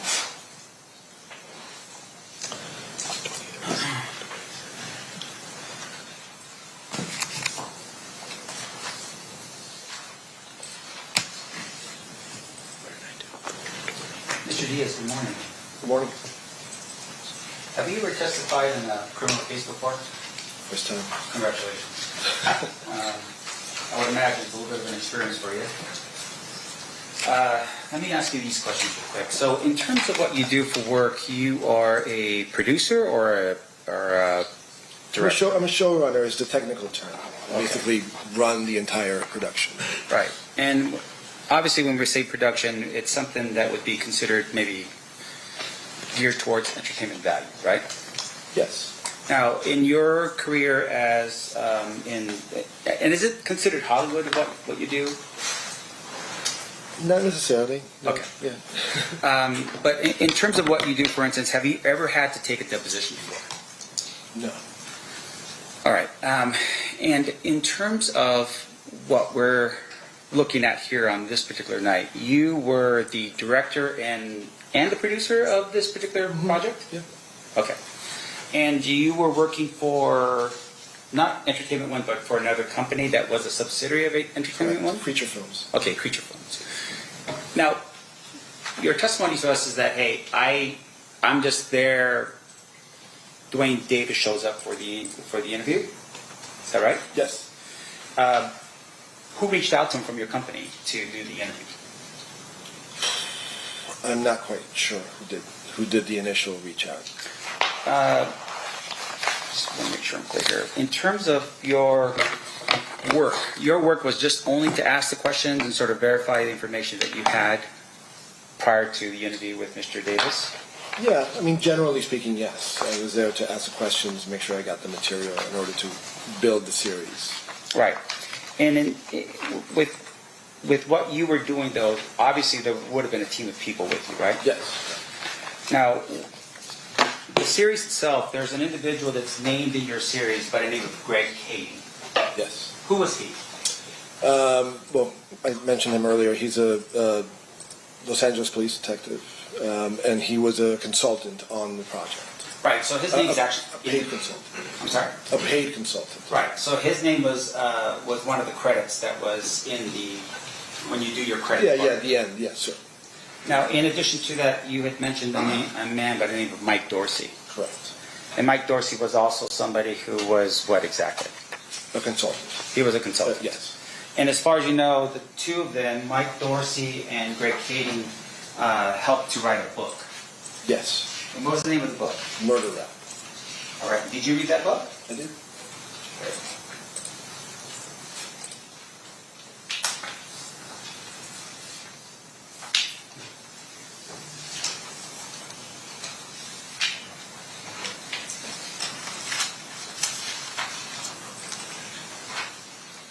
You want to make an approach?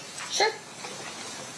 Showing you what's been marked as proposed defense exhibit D as in David. Do you recognize this photograph? Mm-hmm. And what is that? Cover of the book. Okay, great. Your Honor, this time I'd like to move for the admission of defense exhibit D as in David. Any objection, State? No objection. So admit it.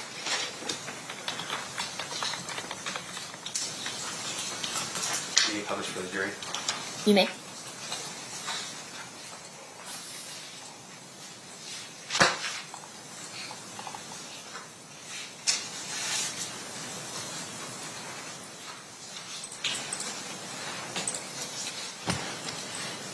That's the book, correct?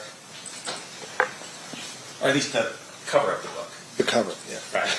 And I appreciate you being specific about this. Now, fair to say though, that the book was really sort of the core of what you were doing in terms of the information you'd received, right? So we had both Kading and Dorsey as consultants, but I also interviewed other authors who also wrote books, and I read those books as well. So Great. It wasn't, in other words, this was not my only source. Okay. And so can you tell us who your other sources were that you read to help you with your I document? think there's a book, it was the first one I read called Original Gangsters, which was written by Ben Westhoff, I believe. And then there was another book, and I'm not going to remember the title, by a woman called Kathy. Yeah, I don't remember exactly. Okay. A very seminal book about.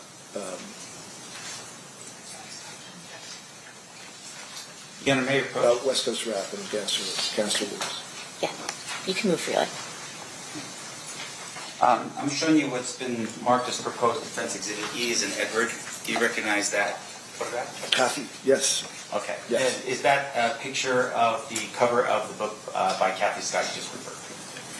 It looks like it. I don't remember what the cover looks like, but Sure. yes. Seems accurate enough. Okay. Your Honor, I'd like to move for the admission of defense exhibit E as in Edward. Any objection, State? What was that? No objection. Okay. So admit it. Sorry, I just didn't hear.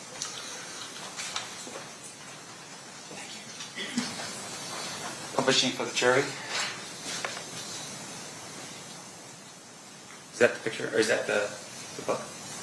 What other books did you review prior to your documentary? Those are the only three I remember. Okay. Now, fair to say, of course, that you're in the business of drawing people to your work, right? You want people to purchase your work, view your work. Is that right? Sure. Yeah. Okay. Now, in terms I'm of... not in the. I'm sorry, can I amend that?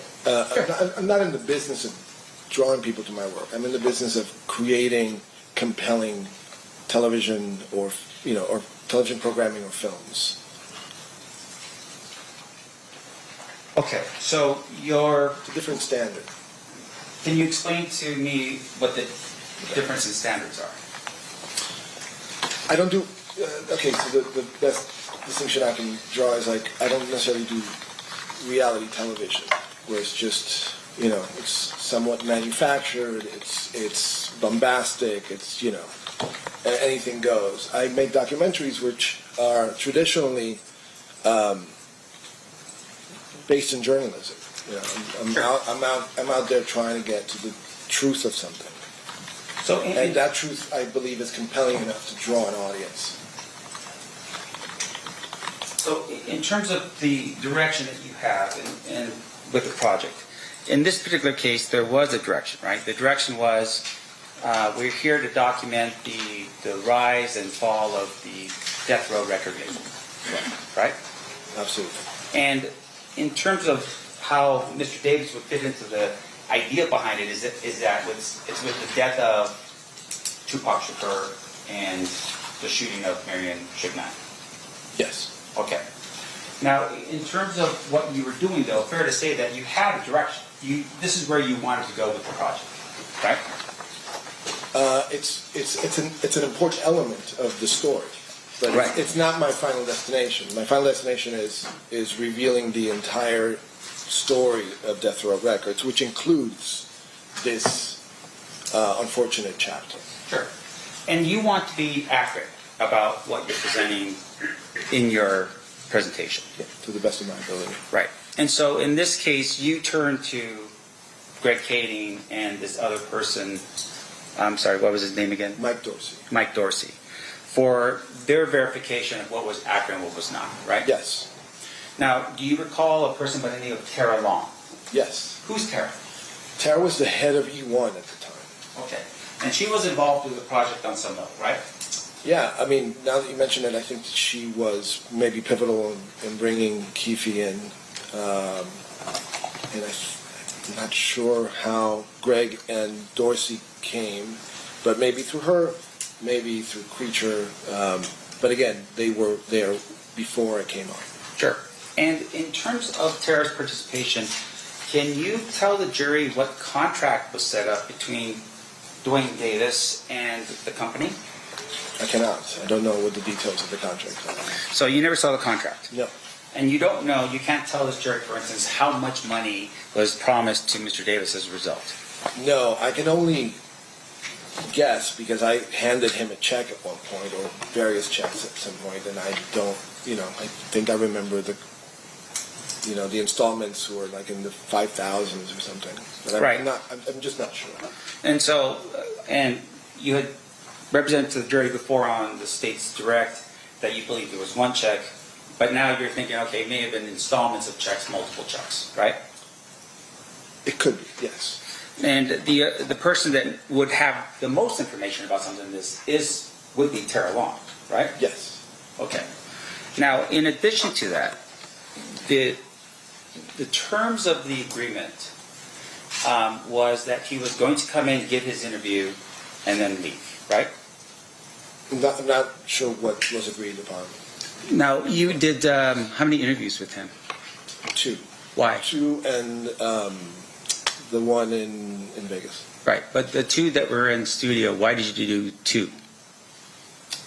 As I recall, he came in to do 1, and he was not dressed for the interview appropriately. I think he came in shorts and a T-shirt or something like that.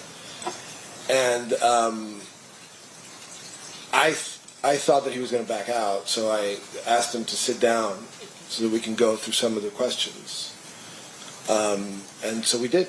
And then he ultimately decided to leave, and then chose to come back in a suit and tie.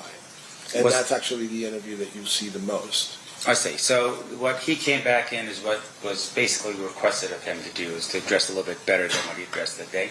Yeah, although I think that was his idea to dress better. Now, in terms of the first interview, do you have a recording of that? I don't have a recording. I have a transcript. Okay. Is that the transcript that was referred to earlier? Is that a yes? Yes, sorry. Now, that's all right. And now, in terms of your recollection, is the next day you come back and you have the interview with Mr. Davis? The one that we're seeing snippets of right now? I'm not sure if it was the next day, but it was sometime after. Now, in your presentation, obviously, there is a lot of, I don't know what you would call it in Hollywood, like tones, ominous tones, as, you know, Mr. Davis is walking down the street. That's obviously for some type of cinematic effect, right? Yeah, we're underscoring the drama of it. Right, and it's just to sort of build up an interest in whatever that scene is. Right. Okay, so the view of Mr. Davis walking, can you tell us where he was walking and why he was walking in the direction that he was being filmed? The one in Vegas, you mean? Yeah. He says it on the clip. He was at Koval and Flamingo, and he was there to kind of walk us through what happened that night. Okay. In terms of walking us through, for instance, do you film him being exactly in the lane, pointing to the other lane and saying, this is the lane where this happened, this is the lane where the women were, or anything like that? Do you have that? Don't remember exactly. So he's standing on the corner of Koval and Flamingo on some corner and saying, this is where my life changed. Yes. Something like that, Yes, right? correct. But in terms of specifics of where it was that everyone was located on the street, did you film him pointing to exactly where this was, exactly where that was, here I was there? I think we did. Okay, and But that would be in... I don't have that. I don't think we have that transcript. Okay, and once again, you don't have the transcript, you think you did, but as you're sitting here right now for this jury, you can't show that, right? I can't show it, and I'm not entirely certain. But I would think that if I brought him there, it would be more than just to appear on camera for 30 seconds and say my life has changed. Sure. And I do recall being there for much longer than that. Okay. And once again, it should be captured on film somewhere, if it's from you guys. Okay, but it's not here today. No. Now, in addition to that, your testimony is that you had, there were parts of the video that shows like, I guess there was like a proffer version. You said there was a proffer and there was a guy with a beard. Is that in the proffer? There was a guy with a beard? Yeah, there was. I saw a snippet and there was just a glance, but it was a guy with a beard and you said it was the proffer. Is it just the audio recording with the backdrop of some guy with a beard? So what we did was we had the proffer audio.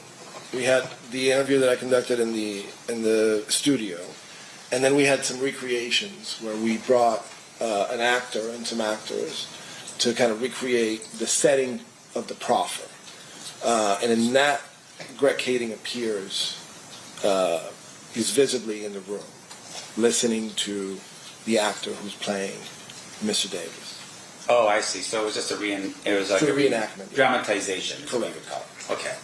Now, when you're setting that up and that's happening, that's Greg Kading's direction, right? Direction? Meaning that he's telling you, here's how everything was, or, you know, this is how the room looked, or something along those lines. To some degree, yeah. Okay. Yeah. Now, there were some camera considerations there too. And Greg Kading was being paid for his work? Was.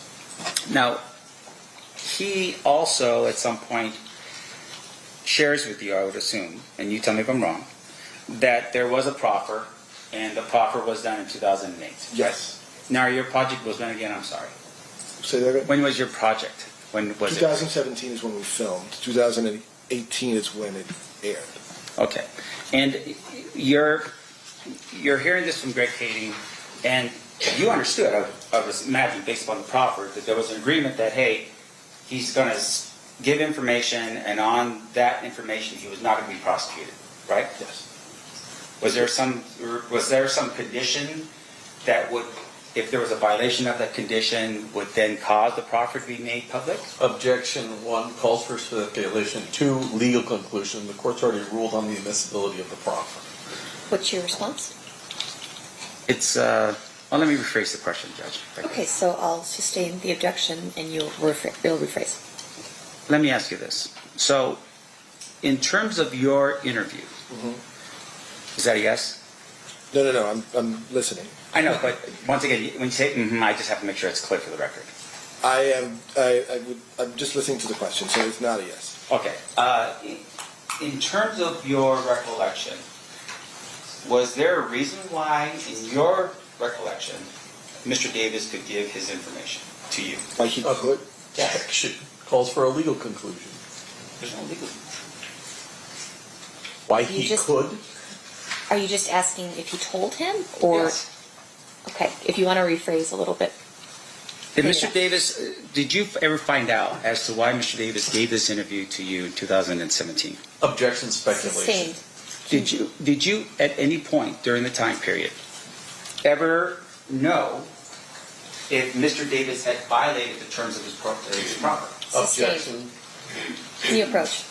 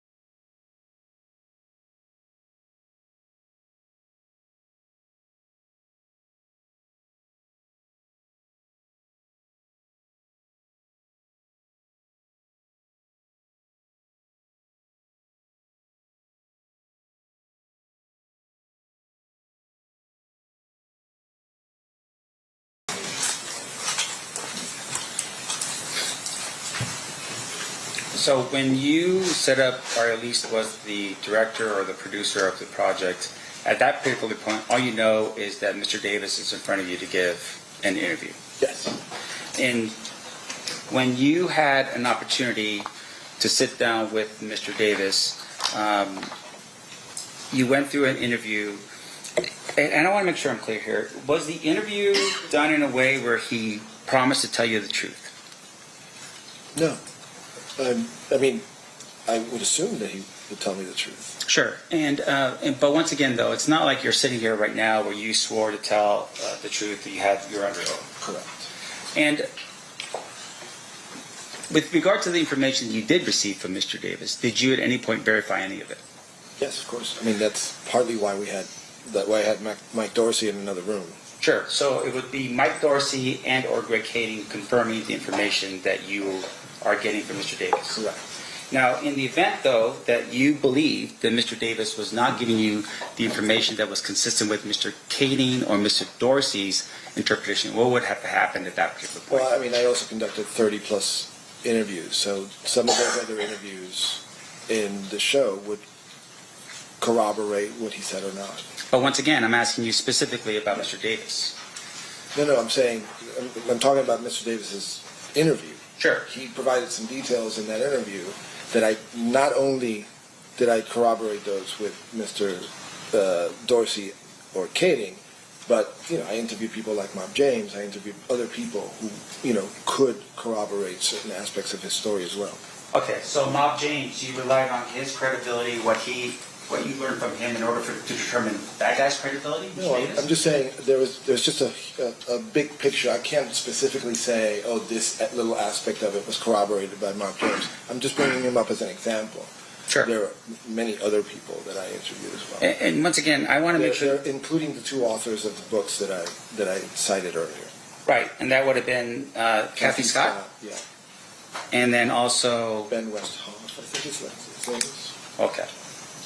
And what you're telling us is that their books corroborated what parts, what details of his representations? It's too general a question to answer right now from memory.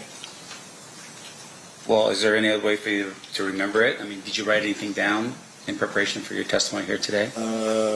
No, but I did prepare for the interview based on what I had read. Now, in once again, so your recollection is you used Kathy Scott's book and you used the other book as a way for you to determine whether or not Mr. Davis was accurate in what he said? No, just the circumstances of the murder, like who the players were, et cetera, et cetera. Yeah. And fair to say, again, I'm speaking very generally. Fine, but in terms of the books themselves, were they books in which only you can get a hold of, or were these books accessible by the public? Accessible. You purchased these books? Of course. And in terms of the information that you had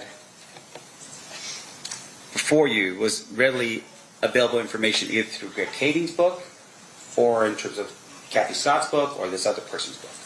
Could you repeat the question? The information that you were comparing was information that was readily available in Greg Kading's book, Kathy Scott's book, or this other book you had mentioned before, Ben something, Original Gangsters, the name of the book. Is that yes? Yes. Now, after the series had been put together, did you at any point ever ask Mr. Davis to come back and just double check the series before you published it? No. It's not common practice. Sure. It's not common practice, meaning you are the one at the end to determine in which direction you want the presentation to go, yes. Right? And that's, I would imagine, some type of artistic license given to you and your people. Sure, yeah. The subject of the interview agrees to the interview with those conditions generally. Right. And there's a release form that that person signs.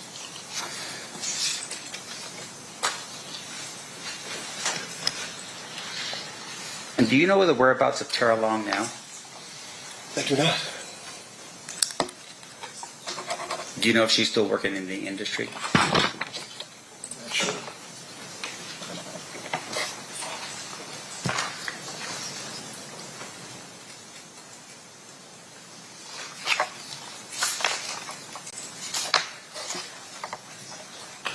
One moment, please, John. Of course.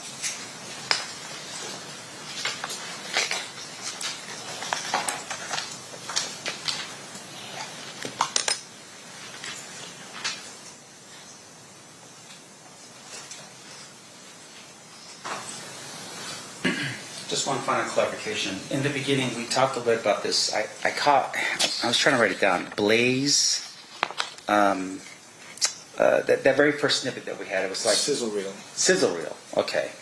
Did you conduct, was that your sizzle reel? No. I mean, it was for the same project, but it preceded me. Right. In terms of that sizzle reel, do you know how it was created? I don't know the circumstances. I know he was brought, that's the studio we shot in, so I'm familiar with where it took place, but I don't know who did it, when it was done, or anything like that. And so in terms...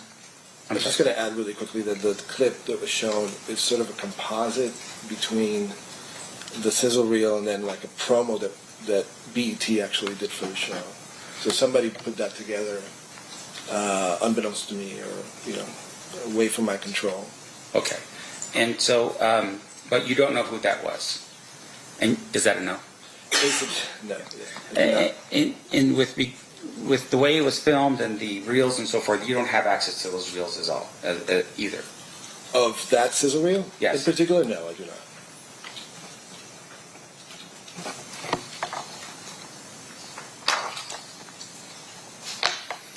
And I'm sorry, I don't know if I had asked you this question. I just want to make sure I did or not. The actual contract itself, did you ever see it for yourself? I did not. And is it something that you would have signed as the producer or what do they call that? Producer or... Showrunner? Yes. Is that something that I would have done? Yes. In some cases I have. But in this case you did not? No. These were the terms that, sort of came with the job. Right. Was there any residuals here given to Mr. Davis as a result of his interview? Residuals? Meaning that, did he get any type of percentages if Not that I know of, and that's unlikely for this type of show or project. Can you tell us how much money was made from the creation of this particular project? No idea. I'm just a conduit. I make the show, I get paid for my part, and then it gets delivered, and then whatever happens with it, just let it go. Do you get a percentage of whatever is made in the future on the project? Not. Very rarely I get residuals through my union. I belong to the Directors Guild of America. So sometimes I haven't gotten a check for more than $200 for residuals. So in this project, you were just paid for your work and no further compensation at all? Not in the documentary world. It's not something that happens very frequently. I see. And can you tell us the difference between, like, say, for instance, a documentary on Shark Week versus one that you do? Those are very different things. They're both documentaries. I don't work with animals, no.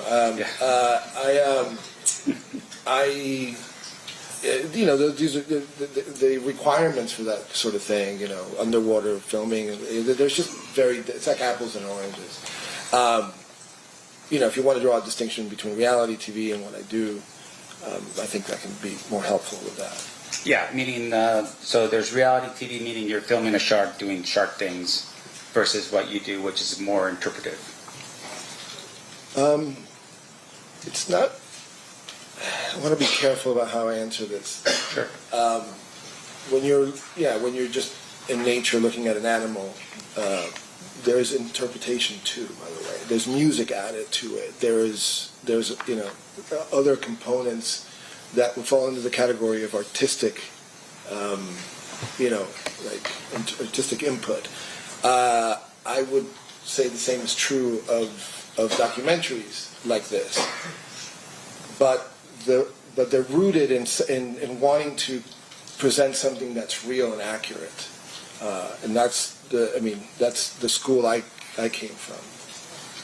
But once again, that's an intention. Is that always the case? Sometimes it isn't. Yeah. It's certainly my intention. Thank you. I have no further questions. Thank you. Any redirect, Mr. Paul or Mr. It was you, Mr. Direct. Thank you, Judge. No, thank you. Thank you, Mr. Diaz. Ladies and gentlemen, hang on one second. Ladies and gentlemen of the jury, any questions for this witness? Okay, we have a couple.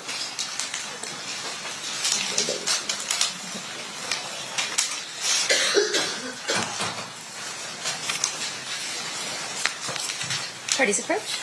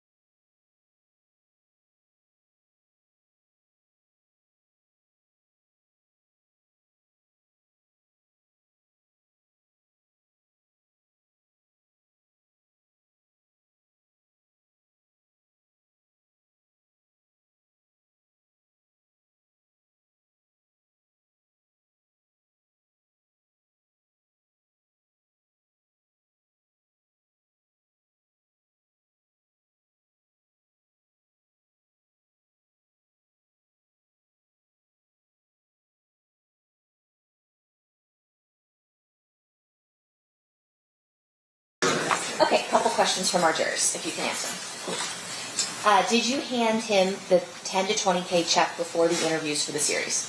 No. How did the film studio obtain the audio recording of the 2008 proffer? It was given to me by either Mike Dorsey or Kading, I can't remember which. Did Duane Davis have any right to approve or edit what recordings or edits were included in the docuseries? No. Was the proffer used to compare or confirm the story Mr. Davis was telling for TV? Yes. How was the decision made to use the proffer for TV? In my case, I just wanted to present as complete a picture as possible, so I used elements that perhaps were missing from the interview that I conducted from the proffer. So I just, it's just little bits that perhaps were not quite clear in what I did, or vice versa. And so the decision was yours, I think, is what you're saying. The decision was mine, yes. Okay. Correct. State follow-up questions? Defense? So I just want to share with you your last answer. When you felt like something was completely covered, you used the proffer to help you with that presentation? When I felt that something was not completely covered, yes. Okay. I used the proffer. So not necessarily his own words in the interview, but rather something that was in the proffer recording? It's the same thing. It's his own words. I understand, but I'm just saying that the timeline here, you're talking about the interview that occurs in 2017 versus the proffer that was given in 2008. Correct. Okay. Yeah. No further questions. Okay, thank you so much, Mr. Diaz, for being with us. Have a good day. You're excused. I think the next thing we're going to do is listen to the which year? 2009. The 2009 interview. Does anyone need to take a restroom break before we do that from the jury? Yes. We do. Okay. So at this time we will take a restroom break. We'll do 15 minutes. During this recess you are admonished not to talk or converse amongst yourselves or with anyone else on any subject connected to the trial, or read, watch, or listen to any report of or commentary on the trial of any person connected with this case by any medium of information, including without limitation, newspaper, television, internet, and radio, or form or express any opinion on any subject connected with the trial until the case is submitted to you. Thanks for waiting for that. The Nevada Supreme Court says I have to do it. So we'll see you guys back here now at 11:05. Please rise for the jury.